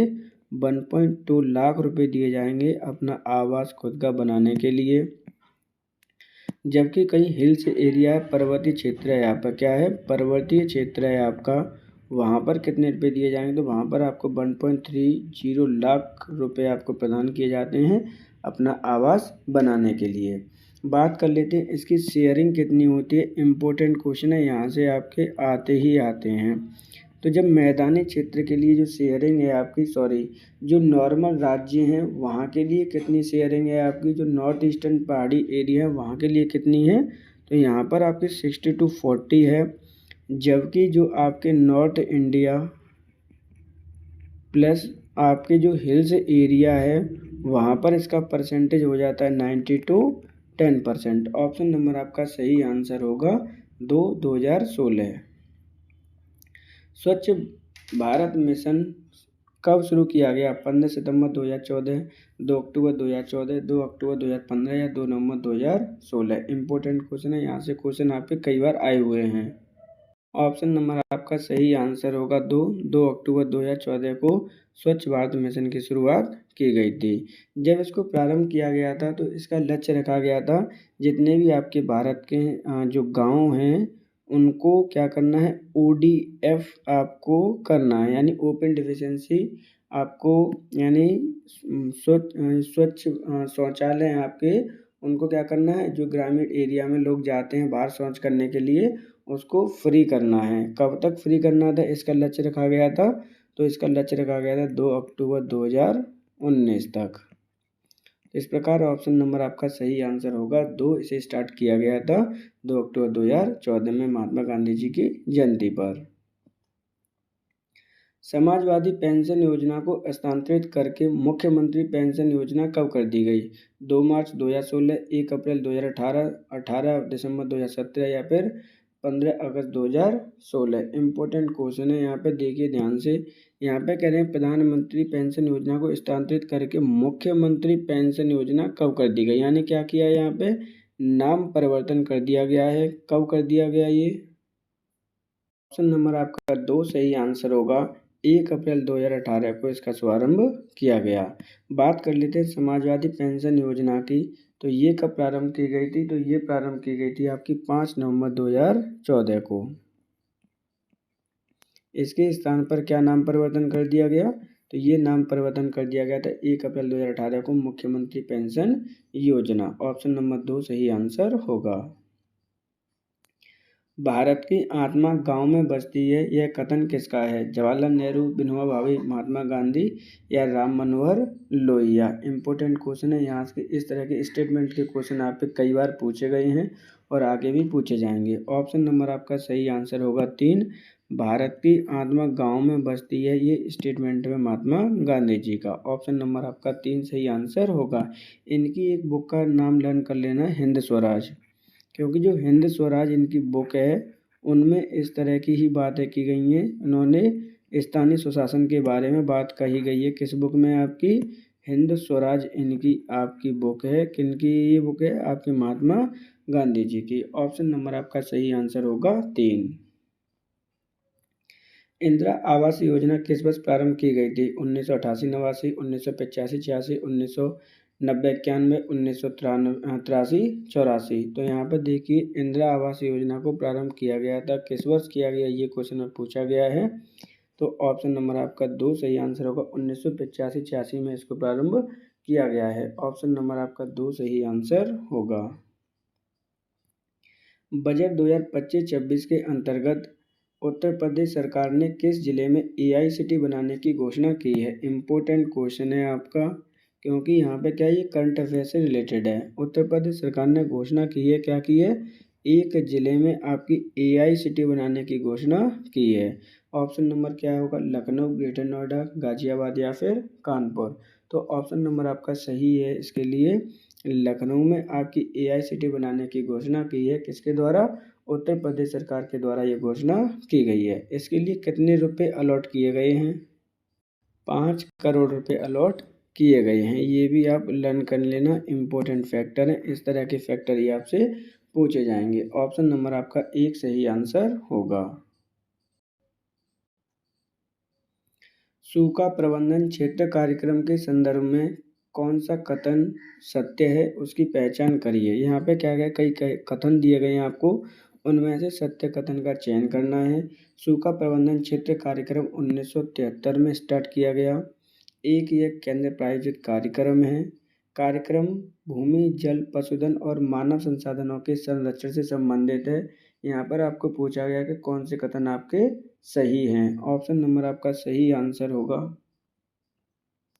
यहाँ पे सूखा प्रबंधन नहीं है, यहाँ पे क्या है, चेंज कर लेना है इसको। यहाँ पर क्या है, सूखा प्रवर्ड है आपका। क्या वर्ड यूज हुआ है यहाँ पे? प्रवर्ड वर्ड यूज हुआ है। तो यहाँ पे तीनों ही स्टेटमेंट आप पे क्या है, सही है। इसकी शुरुआत 1973 में की गई थी। ये केंद्र प्रायोजित योजना है और आपकी भूमि, जल, मानव संसाधन के संरक्षण से ये संबंधित है। ऑप्शन नंबर आपका 3 सही आंसर होगा। आपका 1, 2, 3। राष्ट्रीय ग्राम स्वराज अभियान का राज्य घटक है क्षमता निर्माण और प्रशिक्षण गतिविधियां, पंचायतों को प्रोत्साहन देना। ऑप्शन नंबर 3 एक और बी दोनों, या उपरोक्त में से कोई नहीं। इंपॉर्टेंट क्वेश्चन है, इस तरह के क्वेश्चन आपके आने ही आने हैं। उत्तर प्रदेश सरकार का ये अभियान है। इसमें कहा गया है कि राष्ट्रीय ग्राम स्वराज अभियान के अंतर्गत कौन से घटक इम्पोर्टेंट है। तो ऑप्शन नंबर आपका 3 सही आंसर होगा। ए और बी दोनों, मतलब ऑप्शन विकल्प 1 और 2 दोनों ही क्या होंगे, सही होंगे। बात कर लेते हैं आपके राष्ट्रीय ग्राम स्वराज की। इसको प्रारंभ कब किया गया था? तो इसको प्रारंभ हुआ था आपका 24 अप्रैल 2018 को। उद्देश्य क्या था इसका? तो यहाँ पे जो उद्देश्य है आपके ग्राम स्वराज से संबंधित है। ग्राम में जो आपकी विकास की योजना होंगी उसको किस तरह से रेगुलेट किया जाएगा, कैसे इम्प्लीमेंटेशन किया जाएगा, इस तरह के इसमें प्रावधान किए गए थे। यहाँ पर आपके रुपए शेयरिंग भी की गई है। तो कितने रुपए शेयरिंग की गई है? तो जो नॉर्मल आपके राज्य हैं, मैदानी राज्य हैं, वहाँ पर आपके 60-40 की शेयरिंग की गई है।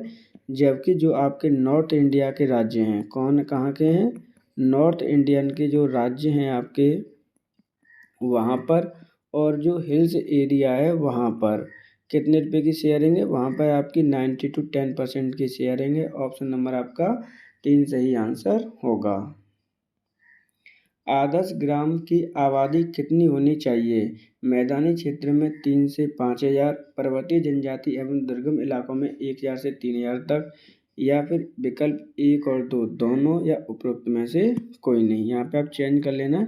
यहाँ पे आपका 1 और 2 दोनों ही सही हैं। आपके क्या हैं? विकल्प 1 और 2 दोनों। तो ऑप्शन नंबर आपका 3 सही आंसर होगा। आदर्श ग्राम आबादी की कितनी होनी चाहिए? तो आपकी विकल्प 1 और 2 दोनों ही सही है। मैदानी क्षेत्रों में 3 से 5,000, जबकि जनजातीय क्षेत्रों में 1 से 3,000। ऑप्शन नंबर आपका सही आंसर होगा 3। किसी व्यक्ति के द्वारा रजिस्टर में अपना नाम, वर्णन और निवास स्थान लिखने या फिर अंकित चिन्ह लगने से इनकार किया जाता है तो किस अधिनियम की धारा के तहत दंड देने का प्रावधान किया गया है? धारा 17, धारा 18, धारा 14 या फिर धारा 13। क्वेश्चन को ध्यान से समझ लीजिए। अगर कोई ऐसा व्यक्ति है जिसे रजिस्ट्रार के द्वारा क्या है, आपका नाम और पता आपसे मांगा जाता है और आप क्या करते हैं, मना कर देते हैं। क्या कर देते हैं? ना तो आप अंगूठा लगा रहे हैं, ना ही आप अपने सिग्नेचर कर रहे हैं। तो किस अधिनियम की धारा के तहत आपको दंडित किया जा सकता है? तो ऑप्शन नंबर आपका सही आंसर होगा 4। धारा 13 के अनुसार आपको दंडित किया जा सकता है। एक आदर्श ग्राम के लिए कौन सी विशेषता आवश्यक नहीं है? बैंकिंग सुविधा, इंटरमीडिएट कॉलेज, औद्योगिक विकास, खुले में शौच से मुक्ति। तो यहाँ पे देखिए, एक आदर्श गांव की बात की जा रही है, कौन सी आवश्यकता नहीं है? तो ऑप्शन नंबर आपका सही आंसर होगा 2 इंटरमीडिएट कॉलेज, क्योंकि गांव में आपके प्राइमरी और आपके जो जूनियर स्कूल ही अलॉट होते हैं गांव में, ना कि कौन से होंगे, इंटरमीडिएट कॉलेज होंगे। ऑप्शन नंबर आपका सही आंसर होगा 2। स्मार्ट विलेज कितने चरण में होता है? 5 चरण, 2 चरण, 3 चरण या फिर 4 चरण? जो आपका स्मार्ट विलेज योजना है आपकी कितने चरणों में आपकी रेगुलेट की जाती है, ये क्वेश्चन आपसे पूछा जा रहा है। तो यहाँ पर क्या होगा, ऑप्शन नंबर 4 सही आंसर होगा। ये आपके 3 चरणों में रेगुलेट की जाती है। तीनों चरण में आपके डिफरेंट हैं। कहीं पर आपकी इंडस्ट्री की बात की गई है, कहीं पर नॉलेज की बात की गई है। तो आपके अलग अलग गाँव को कितने चरणों में विकास करना है, स्मार्ट बनाना है, उसके 3 चरण में डिवाइडेड किया गया है। ऑप्शन नंबर आपका सही आंसर होगा 4। भूमि प्रबंधन समिति का कार्य है वन तथा वृक्षों का परिरक्षण, अनुरक्षण तथा विकास करना। हाटों, यहाँ पे क्या लिखा वर्ड है, हाटों है, ठीक है ना। हाटों, बाजारों तथा मिलने का प्रबंध करना, तालाब का अनुरक्षण तथा विकास करना, या उपरोक्त में से सभी। देखिए यहाँ पे क्वेश्चन में क्या कह रहे हैं, ये मिलने नहीं है, क्या वर्ड है यहाँ पे, मेलों का वर्ड कर लेना है इसको। मेलों का प्रबंध करना, जो आपके फेयर होते हैं उनका प्रबंध करना। तो कौन सा ऑप्शन सही होगा, ये आपसे पूछा गया है। भूमि प्रबंधन समिति की बात की गई है, तो ऑप्शन नंबर आपका सही आंसर होगा 4, उपरोक्त सभी। भूमि प्रबंधन समिति का जो आपका अध्यक्ष होता है वो कौन होगा? अध्यक्ष होता है आपका प्रधान। जबकि सचिव कौन होगा? तो सचिव होगा इसका, कौन होगा सचिव? वो होगा लेखपाल। ऑप्शन नंबर आपका 4 सही आंसर होगा। वर्तमान में केंद्रीय पंचायती राज मंत्री कौन है? इम्पोर्टेंट क्वेश्चन है, क्योंकि आप इससे ही संबंधित एग्जाम की तैयारी कर रहे हैं। अमित शाह, शिवराज सिंह चौहान, राजीव रंजन या गिरिराज सिंह? तो देखिए यहाँ पे क्या कह रहे हैं, यहाँ पे कहा गया है कि आप केंद्रीय पंचायती राज मंत्री कौन है वर्तमान में? तो ऑप्शन नंबर आपका सही आंसर होगा 3, राजीव रंजन उर्फ लल्लन सिंह। इनका दूसरा नाम भी क्या है, लल्लन सिंह के नाम से भी इन्हें जानते हैं। ये कहाँ से बिलोंग करते हैं? तो ये बिहार से बिलोंग करते हैं। अमित शाह कौन है? तो ये आपके गृह मंत्री हैं आपके वर्तमान में। जबकि इम्पोर्टेंट आपके शिवराज सिंह चौहान भी हैं, क्योंकि इनको आपको लर्न करना ही करना है। ये आपके कृषि मंत्री हैं। कौन है आपके? कृषि मंत्री हैं आपके शिवराज सिंह चौहान, जो आपके एक्स सीएम रह चुके हैं। कहाँ के? एमपी के, मध्य प्रदेश के। ऑप्शन नंबर आपका 3 सही आंसर होगा। राजीव सिंह रंजन आपके कौन है? केंद्रीय पंचायती राज मंत्री हैं वर्तमान में। ग्राम पंचायत की वार्षिक बजट तैयार करने का दायित्व किसका है? ग्राम पंचायत अधिकारी, ग्राम प्रधान, खंड विकास अधिकारी, या इनमें से कोई नहीं? तो यहाँ पे देखिए, यहाँ पे कहा गया ग्राम पंचायत का वार्षिक बजट तैयार करने का दायित्व किसका है? तो ऑप्शन नंबर आपका 1 सही आंसर होगा, ग्राम पंचायत अधिकारी का। ग्राम पंचायत के बजट की बात कहाँ पे की गई है? तो उत्तर प्रदेश पंचायती राज अधिनियम 1947 की धारा 41 में इसका प्रावधान किया गया है कि आपके ग्राम पंचायत का बजट कैसे तैयार किया जाएगा, कौन तैयार करेगा, कैसे तैयार होना है, कितने लोग उसमें पार्टिसिपेट होना चाहिए। ऑप्शन नंबर आपका 1 सही यहाँ पे आंसर होगा। ग्राम पंचायत के भवनों तथा अन्य परिसंपत्तियों की देखभाल की तथा उन्हें अतिक्रमण से बचाने की जिम्मेदारी किसकी होती है? पंचायत सेक्रेटरी, पुलिस, ग्राम प्रधान, या इनमें से कोई नहीं? तो ध्यान से समझना, यहाँ पे ग्राम पंचायत के भवनों, अन्य परिसंपत्तियों की देखभाल करना, उन्हें अतिक्रमण से बचाने की जो जिम्मेदारी होती है वो किसकी होगी? आपकी पंचायत सेक्रेटरी की होगी। ऑप्शन नंबर आपका 1 सही आंसर होगा। पंचायत सेक्रेटरी को ही आप क्या कहते हैं? बीपीओ कहते हैं, विलेज पंचायत ऑफिसर, जिसका एग्जाम 27 अप्रैल 2025 को है। ग्राम स्वास्थ्य एवं पोषण दिवस के लाभार्थी हैं गर्भवती महिलाएं, धात्री माताएं, बच्चे, या फिर ये सभी? तो ग्राम स्वास्थ्य एवं पोषण दिवस की लाभार्थी कौन है? ऑप्शन नंबर आपका सही आंसर होगा, ये सभी। जो गर्भवती महिलाएं हैं, धात्री माता हैं, या फिर बच्चे हैं, इन तीनों को इंक्लूड किया जाता है। इसके अंतर्गत क्या है? तो आपके जो आंगनवाड़ी सेंटर्स होते हैं गांव में, वहां पर इसका आयोजन किया जाता है, ध्यान रखना। अब इसके अंतर्गत क्या प्रदान किया जाता है, तो पोषण प्रदान किया जाता है, गर्भवती महिलाओं के टीके कराए जाते हैं, जांच की जाती है। यहाँ पे जो आपकी जीएनएम होती हैं, आशा होती हैं, ये सभी इकट्ठी होती हैं इस दिन। आशा होती हैं, जीएनएम होती हैं आपकी, उनसे रिलेटेड टीकाकरण होता है बच्चों को। कुपोषण का टीकाकरण होता है, कुपोषण की शिकायत न बढ़े इसलिए पोषण दिया जाता है। ऑप्शन नंबर आपका सही आंसर होगा आपका 4। निम्नलिखित में से कौन सी मुख्य मेमोरी से अर्धचालकों पर आधारित नहीं है। देखिए ध्यान से, यहाँ पे क्या कह रहे हैं, अर्धचालक का मतलब क्या होता है, सेमीकंडक्टर की आधारित नहीं है। कंप्यूटर से रिलेटेड क्वेश्चन हैं आपके, main memory, secondary memory, cache memory या फिर रजिस्ट्रार। तो ऑप्शन नंबर आपका सही आंसर होगा 3, कैश मेमोरी आपकी अर्धचालक से संबंधित नहीं है। यहाँ पर आपका रजिस्टार्स नहीं है, क्या है ये, रजिस्टर्स है। आपका क्या है, रजिस्टर है जो आपके सीपीयू में होता है। ऑप्शन नंबर 3 सही आंसर होगा, कैश मेमोरी। इसको क्या बोलते हैं आप, कैच मेमोरी भी कहते हैं, ध्यान रखना है इसको। ऑप्शन नंबर आपका सही आंसर होगा आपका 3, कैश मेमोरी, दिस वन। निम्नलिखित में से कौन सा एक प्रकार का पर्सनल कंप्यूटर नहीं है। देखिए यहाँ पे क्या पूछा गया, पर्सनल कंप्यूटर नहीं है, desktop computer, palm top computer, main frame computer या फिर लैपटॉप। तो यहाँ पे पर्सनल कंप्यूटर नहीं है, वो है main frame computer. Option number आपका 3 सही आंसर होगा। सॉफ्टवेयर का प्राथमिक उद्देश्य डाटा को डैश में परिवर्तित करना है, वेबसाइट में, इंफॉर्मेशन में, ऑब्जेक्ट्स में या फिर प्रोग्राम्स में। तो आपका जो सॉफ्टवेयर का प्राथमिक कार्य है, डाटा को किस में कन्वर्ट करना है, ये आपसे पूछा गया है। तो ऑप्शन नंबर आपका सही आंसर होगा, डाटा को इंफॉर्मेशन में कन्वर्ट करना इसका प्राथमिक कार्य है। ऑप्शन नंबर आपका 2 सही आंसर होगा। प्रोलोग स्रोत फाइलों का एक्सटेंशन नेम क्या है। एक्सटेंशन नेम से आपके क्वेश्चन 100% आने हैं, कहीं ना कहीं से किसी भी फाइल का एक्सटेंशन नेम आपसे पूछा जा सकता है। .lg, .pg, .pl, .lep। तो यहाँ पे प्रोलोग स्रोत की फाइलों के बारे में पूछा गया था एक्सटेंशन नेम। तो ऑप्शन नंबर आपका 3 सही आंसर होगा .pl।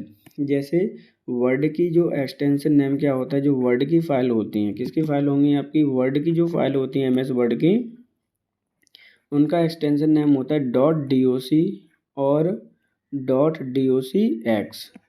ऐसे ही आपकी जो वर्ड MS पावर पॉइंट की जो फाइलें होती हैं, उसका भी एक्सटेंशन नेम होता है।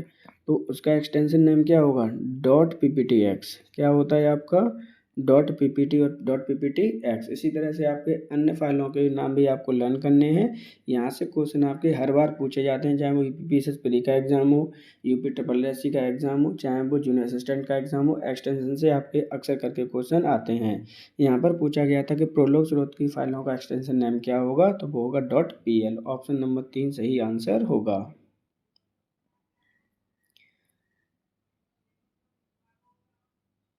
यस 2.0 तकनीक को रो थ्रूपुट क्या है। यहाँ पर देखिए, इसको चेंज कर लीजिए, यहाँ पे क्या है, USB है। USB 2.0 तकनीकी को रो थ्रूपुट क्या है, 480 Mbps, 400 Mbps, 200 Mbps या फिर 12 Mbps। तो यहाँ पे जो USB 2.0 तकनीकी का रो थ्रूपुट क्या है आपका, तो वो है ऑप्शन नंबर 1, 480 Mbps। भारत का पहला पेंटाफ्लॉप सुपर कंप्यूटर कौन सा है, क्री, XC40, परम 8000, फ्रंटियर, परम अनंत। यहाँ पे देखिए, यहाँ पे क्या कहा गया है, यहाँ पे भारत का पहला पेंटाफ्लॉप सुपर कंप्यूटर कौन सा है, करंट अफेयर्स का क्वेश्चन है। यहाँ से इस तरह के क्वेश्चन कई बार आपके आते हैं। तो ऑप्शन नंबर आपका सही आंसर होगा 1, क्री XCS40 आपके भारत का पहला पेंटाफ्लॉप सुपर कंप्यूटर है। जबकि फ्रंटियर कहाँ का है, तो ये आपके USA का सुपर कंप्यूटर है। ऑप्शन नंबर आपका सही आंसर होगा 1। ICT का तात्पर्य है information and computer technology, information and communication technology, information cold techniques या इंटीग्रेटेड सर्किट टेक्नोलॉजी। तो यहाँ पे जो ICT का तात्पर्य है जिससे कि आप पे कितने नंबर के क्वेश्चन पूछे जाने हैं, तो आपके यहाँ से 15 मार्क्स के क्वेश्चन आपसे पूछे जाने हैं, इसलिए कंप्यूटर आपका इम्पोर्टेंट हो जाता है आपके लिए। ऑप्शन नंबर आपका सही आंसर होगा 2, information and communication technology ICT का तात्पर्य है। बात कर लेते हैं मैराथन क्लास की। कुछ बच्चे कमेंट कर रहे थे इसके लिए कि सर कंप्यूटर की मैराथन क्लासेस कब तक अवेलेबल हो जाएगी, तो मान के चलिए ये सैटरडे या फिर संडे को इसकी अवेलेबल क्लास होगी। काफ़ी लॉन्ग क्लास होगी। इसके लिए लगभग हमने 500 प्लस कंप्यूटर के क्वेश्चनों को सॉर्ट आउट करने वाले हैं। इस पर वर्क कंप्लीट किया जा रहा है और इसके क्वेश्चंस भी लिखे जा रहे हैं, क्योंकि इसका क्या है कि आपका न्यू सिलेबस है। कुछ क्वेश्चंस ऐड भी किए जा रहे हैं, कुछ क्वेश्चंस माइनस भी किए जा रहे हैं, क्योंकि ओल्ड जो सिलेबस है उसमें से अलग चीज़ें की जा रही हैं। जैसे इस बार क्या है कि AI का जो पोर्शन है बढ़ाया गया है, जो आर्टिफिशियल इंटेलिजेंस है जॉन मैकार्टी वाली, उसके क्वेश्चंस बढ़ाए गए हैं। काफ़ी चीज़ें इंटरनेट ऑफ थिंग्स बढ़ाई गई हैं, इनसे क्वेश्चंस आपके आने ही आने हैं। इसलिए आप सैटरडे या फिर संडे को आपके 500 प्लस क्वेश्चंस होंगे जिसकी मैराथन अवेलेबल होगी आपकी। आप चैनल से जुड़े रहिए। चैनल को अगर आपको कंटेंट पसंद आता है तो वीडियो को लाइक और चैनल को सब्सक्राइब जरूर करें, जिससे कि आने वाले वीडियो का नोटिफिकेशन भी आपको प्राप्त हो सके। तो यहाँ पर जो ऑप्शन आपका 2 सही आंसर होगा। Information and communication technology ICT का तात्पर्य है। FQDN का पूर्ण रूप क्या है? File qualified division name, fully qualified domain name, frequency query domain name या फुल्ली क्वालिफाइड डिस्क नेम। तो यहाँ पे FQDN का पूर्ण रूप आपसे पूछा गया है, तो ऑप्शन नंबर आपका सही आंसर होगा 2, फुल्ली क्वालिफाइड डोमेन नेम इसका पूर्ण रूप है। संक्षिप्त कुंजी शिफ्ट प्लस टैब के लिए प्रयोग की जाती है। टैब के माध्यम से आगे बढ़ाने के लिए, टैब के माध्यम से पीछे जाने के लिए, विकल्प एक माध्यम से आगे बढ़ने के लिए, विकल्प के माध्यम से पीछे हटने के लिए। इम्पोर्टेंट क्वेश्चन है, देखिए ध्यान से यहाँ पे। ऑप्शन नंबर आपका 4 सही आंसर होगा। शिफ्ट प्लस टैब का जो प्रयोग किया जाता है वो किया जाता है आपके विकल्प के माध्यम से पीछे जाने के लिए।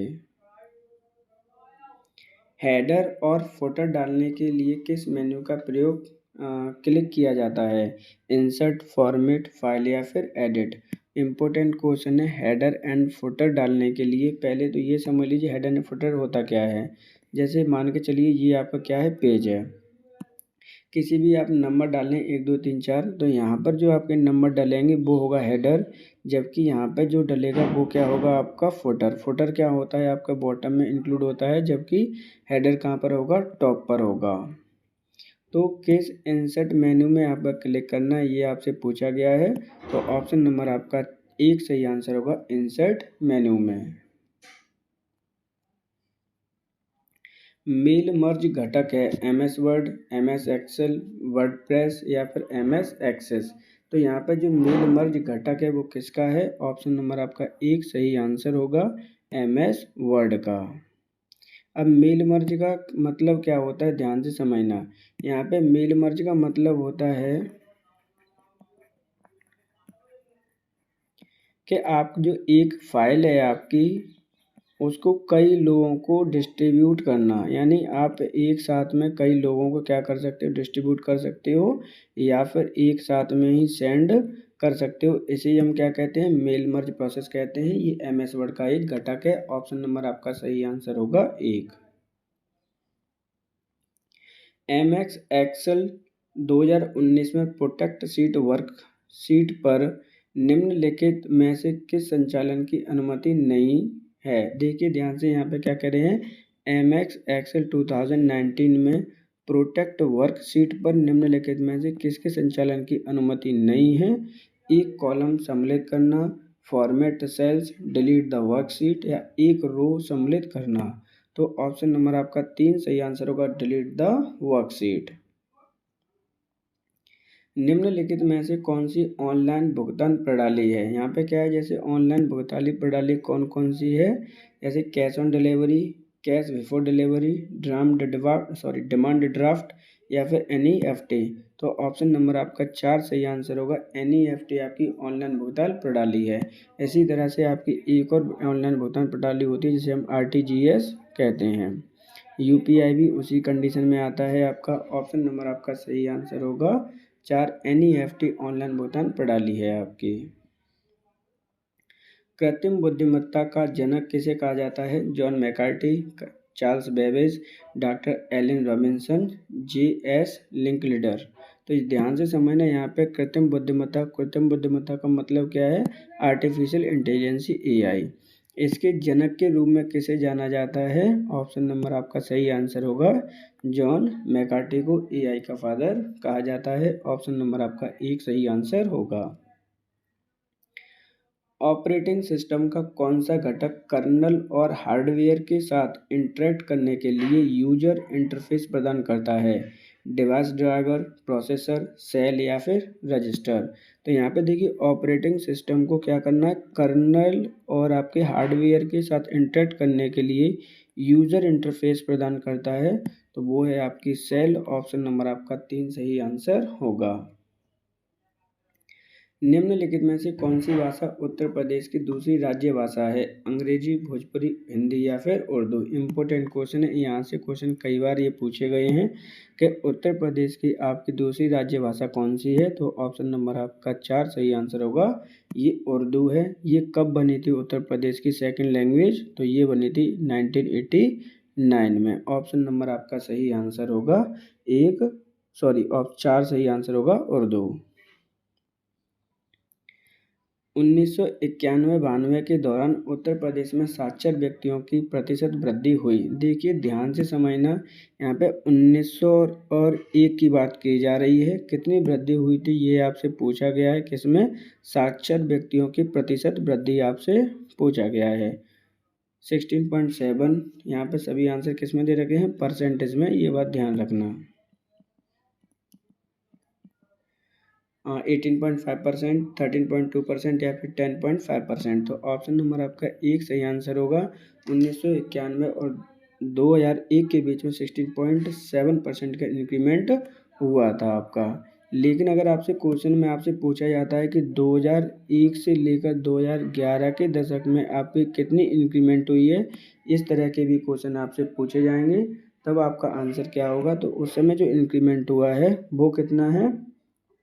तो वो 11.36% आपका इंक्रीमेंट हुआ है। कब हुआ है? 2001 से लेकर 2011 के बीच में लिटरेसी रेट में। लेकिन अगर मैं बात करूं कि उत्तर प्रदेश की लिटरेसी रेट कितनी है अकॉर्डिंग टू 2011 की जनगणना के अनुसार, तो वो लिटरेसी रेट है आपकी ऑल ओवर 67.72%। ये क्या है? आपकी ऑल ओवर है, ठीक है ना। जबकि मेल पर्सन की कितनी है? तो मेल पर्सन की 77.3%। ये किसकी है? आपकी मेल पर्सन की है, ये ध्यान रखना। जबकि लड़कियों की कितनी है? तो लड़कियों की 57.2% है आपकी फीमेल की। तो इस प्रकार ऑप्शन नंबर आपका सही आंसर होगा 16.7%। 2011 की जनगणना के अनुसार उत्तर प्रदेश की किस जिले की जनसंख्या सबसे अधिक थी? लखनऊ, प्रयागराज, गोरखपुर या फिर कानपुर। यहाँ पे 2011 की जनगणना के अनुसार पूछ रहा है कि उत्तर प्रदेश के किस जिले की जनसंख्या सबसे अधिक है? तो ऑप्शन नंबर आपका सही आंसर होगा 2। सबसे ज़्यादा जनसंख्या किसकी है? प्रयागराज की है। प्रयागराज के बाद में कौन सा? इसको आप डिक्रीजिंग ऑर्डर में लिख लीजिए। प्रयागराज में सबसे अधिक जनसंख्या है। उसके बाद में कौन से में आती है? तो वो है आपका मुरादाबाद।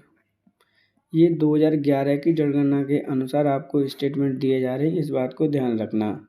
यहाँ पर इसके बाद है आपका गाजियाबाद है।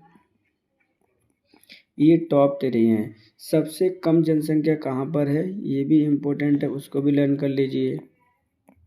सबसे कम जनसंख्या किस जिले की है 2011 की जनगणना के अनुसार उत्तर प्रदेश में? तो वो है आपकी महोबा की। किसकी है? आपकी महोबा की। इसको आप इंक्रीजिंग ऑर्डर में लिख लीजिए। महोबा के बाद सबसे जो सेकंड नंबर पे वो है चित्रकूट। इसके बाद है आपका हमीरपुर। तो ये आपकी इंक्रीजिंग और डिक्रीजिंग ऑर्डर में है। सबसे ज़्यादा कहाँ पर है? प्रयागराज में है, उसके बाद मुरादाबाद, उसके बाद गाजियाबाद, सबसे कम महोबा, चित्रकूट और हमीरपुर। यहाँ पे पूछा गया था कि सबसे अधिक कहाँ पर है, तो ऑप्शन नंबर आपका 2 सही आंसर होगा, प्रयागराज। लखनऊ योजना का विकास से संबंधित है, स्वास्थ्य के, विद्युत शक्ति से, आवासों के या फिर सड़क से। तो यहाँ पे जो लखनऊ योजना का संबंध है वो किससे संबंध है? आपका सड़कों से संबंध है। ऑप्शन नंबर आपका 4 सही आंसर होगा।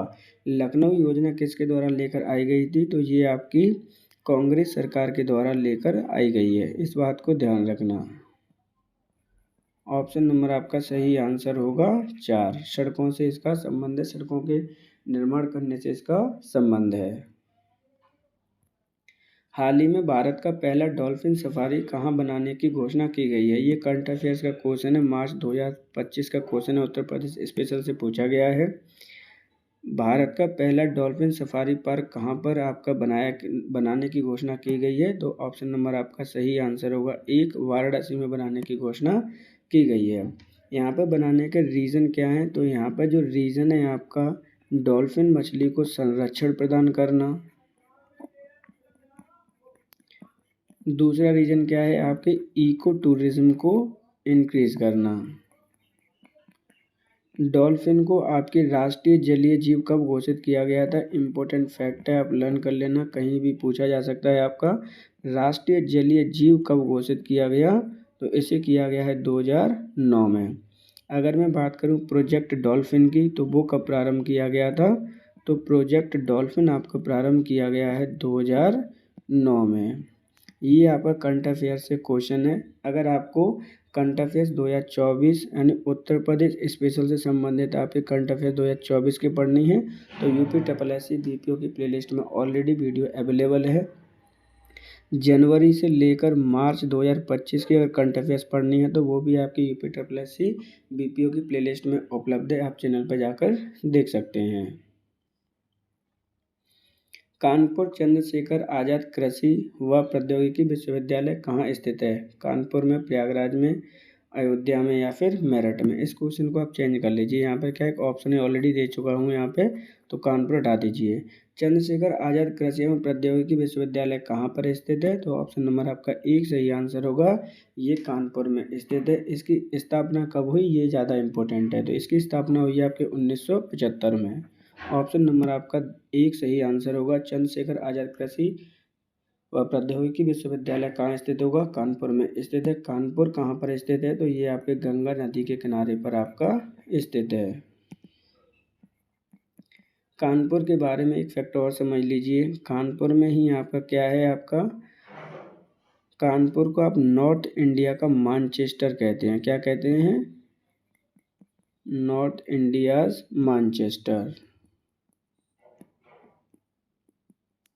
दूसरे इसके बारे में जो पॉइंट पूछे जाते हैं आपसे, यहाँ पर आपके जो कृत्रिम अंग बनाए जाते हैं, क्या बनाए जाते हैं? कानपुर में कृत्रिम अंग बनाए जाते हैं। दूसरा इम्पोर्टेंट फैक्टर क्या है कानपुर के बारे में? यहाँ पर आपका दाल रिसर्च सेंटर है। क्या है? आपका दाल अनुसंधान संस्थान है। कहाँ पर है ये? तो कल्याणपुर में स्थित है। ऑप्शन नंबर आपका सही आंसर होगा 1, चंद्रशेखर आज़ाद कृषि प्रौद्योगिकी विश्वविद्यालय कहाँ स्थित है? आपका कानपुर में स्थित है।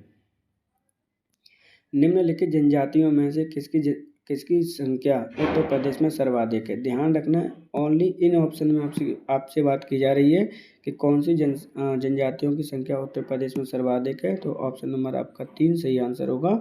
थारू जनजाति की सबसे ज़्यादा जनसंख्या है। थारू जनजाति कहाँ निवास करती है उत्तर प्रदेश में? तो आपकी यहाँ पर मान के चलिए, ये क्या है, आपका उत्तराखंड है, इधर आपका नेपाल है। तो इस जो बॉर्डरिंग एरिया है वहाँ पर आपकी थारू निवास करती है। उत्तर प्रदेश के बॉर्डर पे भी, उत्तर प्रदेश, यूपी और नेपाल के बॉर्डर पर निवास करती है। ऑप्शन नंबर आपका सही आंसर होगा 3। राष्ट्रीय कवि मैथिली शरण गुप्त का जन्म उत्तर प्रदेश में कहाँ हुआ था? झांसी, उन्नाव, लखनऊ या फिर कानपुर? तो राष्ट्रीय कवि मैथिली शरण गुप्त जी का जन्म कहाँ हुआ था, ये आपसे क्वेश्चन में पूछा गया है। तो ऑप्शन नंबर आपका सही आंसर होगा 1, झांसी में इनका जन्म हुआ है। उत्तर प्रदेश शासन में संगीत रत्न पुरस्कार किसकी स्मृति में प्रारंभ किया गया। देखिए यहाँ पे क्या कह रहे हैं, संगीत रत्न पुरस्कार प्रारंभ किया गया है, किसकी स्मृति में किया गया है। उस्ताद रशीद अहमद, उस्ताद बिस्मिल्लाह खान, उस्ताद निसार हुसैन खान या पंडित रवि शंकर। तो ऑप्शन नंबर आपका सही आंसर होगा 2, उस्ताद बिस्मिल्लाह खान।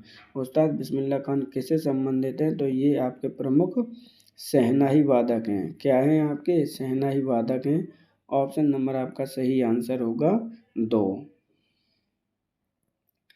अवध राज्य पर 1722 से लेकर 1856 तक मुस्लिम शासकों का शासन था। अवध प्रशासन करते समय शासकों ने निम्नलिखित में से कौन सी उपाधि धारण की। यहाँ पर क्या पूछा गया है कि यहाँ पे जो अवध है आपका 1722 से लेकर 1856 तक मुस्लिम शासकों ने यहाँ पर क्या किया था, शासन किया था। तो उन्होंने कौन सा टाइटल ग्रहण किया था, उपाधि धारण की थी। सुल्तान, बादशाह, नवाब या फिर साहब। तो ऑप्शन नंबर आपका 3 सही आंसर होगा। उनके सुल्तानों ने या फिर उनके शासकों ने, कहाँ के शासक, अवध के शासक, कहते हैं ना कि अवध का नवाब, तो उन्होंने नवाब की उपाधि धारण की थी। ऑप्शन नंबर आपका 3 सही आंसर होगा। मध्यकाल में उत्तर प्रदेश के किस जनपद को शिक्षा का केंद्र होने का कारण सिराज हिंद कहा जाता है। सहारनपुर, जौनपुर या फिर शाहजहाँपुर या फिर लखनऊ। देखिए ध्यान से समझना, यहाँ पे कह रहे हैं कि शिक्षा का केंद्र था, जिसके कारण उसे सिराज हिंद कहा जाता है। किस जनपद को, तो ऑप्शन नंबर आपका 2 सही आंसर होगा, जौनपुर को कहा जाता है। ऑप्शन नंबर आपका 2 सही आंसर होगा। आपके जौनपुर का जो जिला है उत्तर प्रदेश का, सर्वाधिक लिंगानुपात इसी जिले का है। क्या है आपका, सर्वाधिक जो जेंडर है आपका, लिंग अनुपात है आपका, वो इसी जिले का है। कितना है यहाँ पे, तो ये 1024 है। क्या है आपका, 1024 आउट ऑफ 1000। मतलब क्या हुआ इस बात का कि 1000 गर्ल्स हैं आप में, कितने पर आपकी, सॉरी 1024 गर्ल्स हैं आपकी 1000 बॉयज़ पर। तो ऑप्शन नंबर आपका 2 सही आंसर होगा। जौनपुर को सिराज हिंद कहा जाता है उत्तर प्रदेश में। उत्तर मध्य रेलवे का मुख्यालय अब स्थित है इलाहाबाद, प्रयागराज, वाराणसी या फिर लखनऊ। तो यहाँ पे उत्तर मध्य रेलवे का मुख्यालय पूछा गया है, तो ऑप्शन नंबर आपका सही आंसर होगा 1, इलाहाबाद। इलाहाबाद को नाम परिवर्तन कर दिया गया है, ध्यान रखना, किसी भी नाम से आपका आ सकता है, प्रयागराज नाम से भी आपका आ सकता है। ऑप्शन नंबर आपका 1 सही आंसर होगा। मुख्यमंत्री कन्या सुमंगला योजना के अंतर्गत पात्र कन्या को, यहाँ पे क्या है आपका, पात्र है, पात्र कन्या को कितनी राशि प्रदान की जाती है। 15,000, 20,000, 25,000 या सॉरी 30,000 या फिर 10,000। क्वेश्चन को ध्यान से समझना। यहाँ पे कहा गया कि मुख्यमंत्री कन्या सुमंगला योजना के अंतर्गत पात्र कन्या को कितनी राशि प्रदान की जाती है। इसमें आप एक ऑप्शन चेंज कर लेना। यहाँ पर क्या है, 15,000, 30,000 या 10,000। तो इसके ऑप्शन नंबर 4 को चेंज कर लीजिए, यहाँ पर आप 25,000 रुपये कर लीजिए। तो ऑप्शन नंबर आपका 4 सही आंसर होगा। वर्तमान में इस योजना के अंतर्गत 25,000 रुपये प्रदान किए जाते हैं। जब ये स्टार्ट हुई थी 2019 में, कब स्टार्ट हुई थी, 2019 में, तो इसके अंतर्गत आपको 15,000 रुपये प्रदान किए जाते थे। लेकिन लास्ट ईयर 2024 में आपकी 1,000 रुपये इसके अंतर्गत क्या कर दिए, सॉरी 10,000 रुपये इसके साथ इंक्रीज़ कर दिए गए हैं। अब आपकी जो राशि दी जाती है वो कितनी दी जाती है, 25,000 रुपये की राशि प्रदान की जाती है पात्र कन्या को। इम्पोर्टेंट क्वेश्चन है, आप इसको लर्न करना ही करना है, क्योंकि इसी तरह के क्वेश्चन आपसे पूछे जाने हैं, क्योंकि ये आपके करंट अफेयर से भी रिलेटेड क्वेश्चन है। तो ऑप्शन नंबर आपका सही आंसर होगा 4, 25,000 रुपये। Mahavir jute mills limited Uttar Pradesh के एकमात्र कार्यरत जूट मिल स्थित है। हरदोई में, कानपुर में, हाथरस में या फिर सहजानवा, गोरखपुर में। सहजानवा क्या है आपका, वहाँ पर एक जगह का नाम है गोरखपुर ज़िले में। तो Mahavir jute mills limited Uttar Pradesh के एकमात्र कार्यरत जूट स्थित है आपकी गोरखपुर में। ऑप्शन नंबर आपका सही आंसर होगा 4। उत्तर प्रदेश में निर्यात तथा सॉफ्टवेयर पार्क कहाँ स्थापित किए गए हैं। देखिए यहाँ पे क्या है, निर्यातोन्मुखी है। क्या है आपका, ये निर्यातोन्मुखी, ये एक ही वर्ड है पूरा, ठीक है ना। तो ये कहाँ पर स्थित है, नोएडा, लखनऊ, नोएडा आगरा, भागवत लखनऊ या फिर मेरठ और गाजियाबाद। तो ऑप्शन नंबर आपका सही आंसर होगा 1 नोएडा और लखनऊ में निर्यात करने लायक सॉफ्टवेयर पार्क स्थित है। कहाँ पर आपके ऑप्शन नंबर 1 सही आंसर होगा। उत्तर प्रदेश में उच्चतम औद्योगिक वृद्धि दर किस पंचवर्षीय योजना के अंतर्गत आपको प्राप्त की गई। यहाँ पे क्वेश्चन इम्पोर्टेंट क्वेश्चन है, ध्यान से समझना। यहाँ पे पूछा गया है कि आपके उत्तर प्रदेश में उच्चतम औद्योगिक वृद्धि दर किस पंचवर्षीय योजना के अंतर्गत अंकित की गई है। 5वीं पंचवर्षीय योजना, 7वीं पंचवर्षीय योजना, 10वीं पंचवर्षीय योजना या फिर 12वीं पंचवर्षीय योजना। यहाँ पे उच्चतम वृद्धि आपकी अंकित की गई है। ये आपसे क्वेश्चन आपसे पूछा जा रहा है। ऑप्शन नंबर आपका 3 सही आंसर होगा। 10वीं पंचवर्षीय योजना में उत्तर प्रदेश में सर्वाधिक वृद्धि अंकित की गई। उत्तर प्रदेश में रानी लक्ष्मी बांध परियोजना निर्मित है। घाघरा नदी पर, बेतवा नदी पर, सोन नदी पर या फिर चंबल नदी पर। तो रानी लक्ष्मी बांध परियोजना निर्मित है आपकी बेतवा नदी पर। ऑप्शन नंबर आपका 1 सही आंसर हो, ऑप्शन नंबर आपका 2 सही आंसर होगा। आम की लंगड़ा किस्म उत्तर प्रदेश के निम्न में से किस जिले में उद्दीपक मानी जाती है। देखिए ध्यान से, यहाँ पे क्या है, लंगड़ा किस्म कर लीजिए, यानी वैरायटी है किसकी है, आम की लंगड़ा वैरायटी उत्तर प्रदेश के किस जिले में पाई जाती है, ये आपसे पूछा गया है। मेरठ, वाराणसी, मैनपुरी या फिर इनमें से कोई नहीं।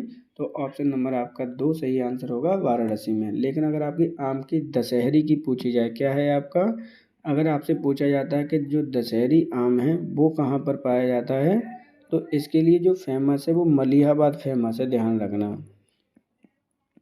अब मलिहाबाद कहाँ पर है, तो ये आपके लखनऊ में फेमस है। ऑप्शन नंबर आपका सही आंसर होगा। यहाँ पे पूछा गया था लंगड़ा की किस्म कहाँ पर प्रसिद्ध है, तो वो आपकी मेरठ में प्रसिद्ध है। ऑप्शन नंबर आपका 2 सही आंसर होगा।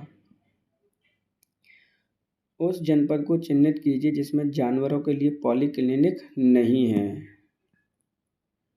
लखनऊ, मुजफ्फरनगर, झांसी या फिर गोरखपुर। इम्पोर्टेंट क्वेश्चन है, यहाँ से आपके जानवरों के लिए पॉलीक्लिनिक कहाँ पे नहीं है, तो ऑप्शन नंबर आपका सही आंसर होगा 3, झांसी में आपका पॉलीक्लिनिक नहीं है। स्टार्टअप इको रिपोर्ट 2000, देखिए यहाँ पे ये करंट अफेयर्स का क्वेश्चन है, इम्पोर्टेंट क्वेश्चन है, इसलिए इसमें मेंशन किया गया है। स्टार्टअप इको सिस्टम रिपोर्ट 2025-26 के अनुसार उत्तर प्रदेश का कौन सा स्थान है, फर्स्ट, सेकंड, थर्ड या फोर्थ। तो यहाँ पे स्टार्टअप्स इको सिस्टम रिपोर्ट 2025 के अनुसार उत्तर प्रदेश का 3rd स्थान है। ऑप्शन नंबर आपका 3 सही आंसर होगा। आपके उत्तर प्रदेश में करंट समय में आपके 26 ऐसे स्टार्टअप्स हैं जिनको किसका दर्जा मिला हुआ है, यूनिकॉर्न का दर्जा मिला हुआ है। यूनिकॉर्न का दर्जा किसे मिलता है, जिसकी जो मार्केट वैल्यू होती है, मार्केट कैपिटल्स होती है, वो कितनी होगी आपकी, 1 बिलियन अमेरिकी डॉलर। उत्तर प्रदेश आपका पहला भारत का ऐसा राज्य है जिसमें आपके, समझना ध्यान से, पहला राज्य है जिसके 49 शहरों में क्या है, आपके 49 जिलों में आपके स्टार्टअप्स कार्यरत हैं।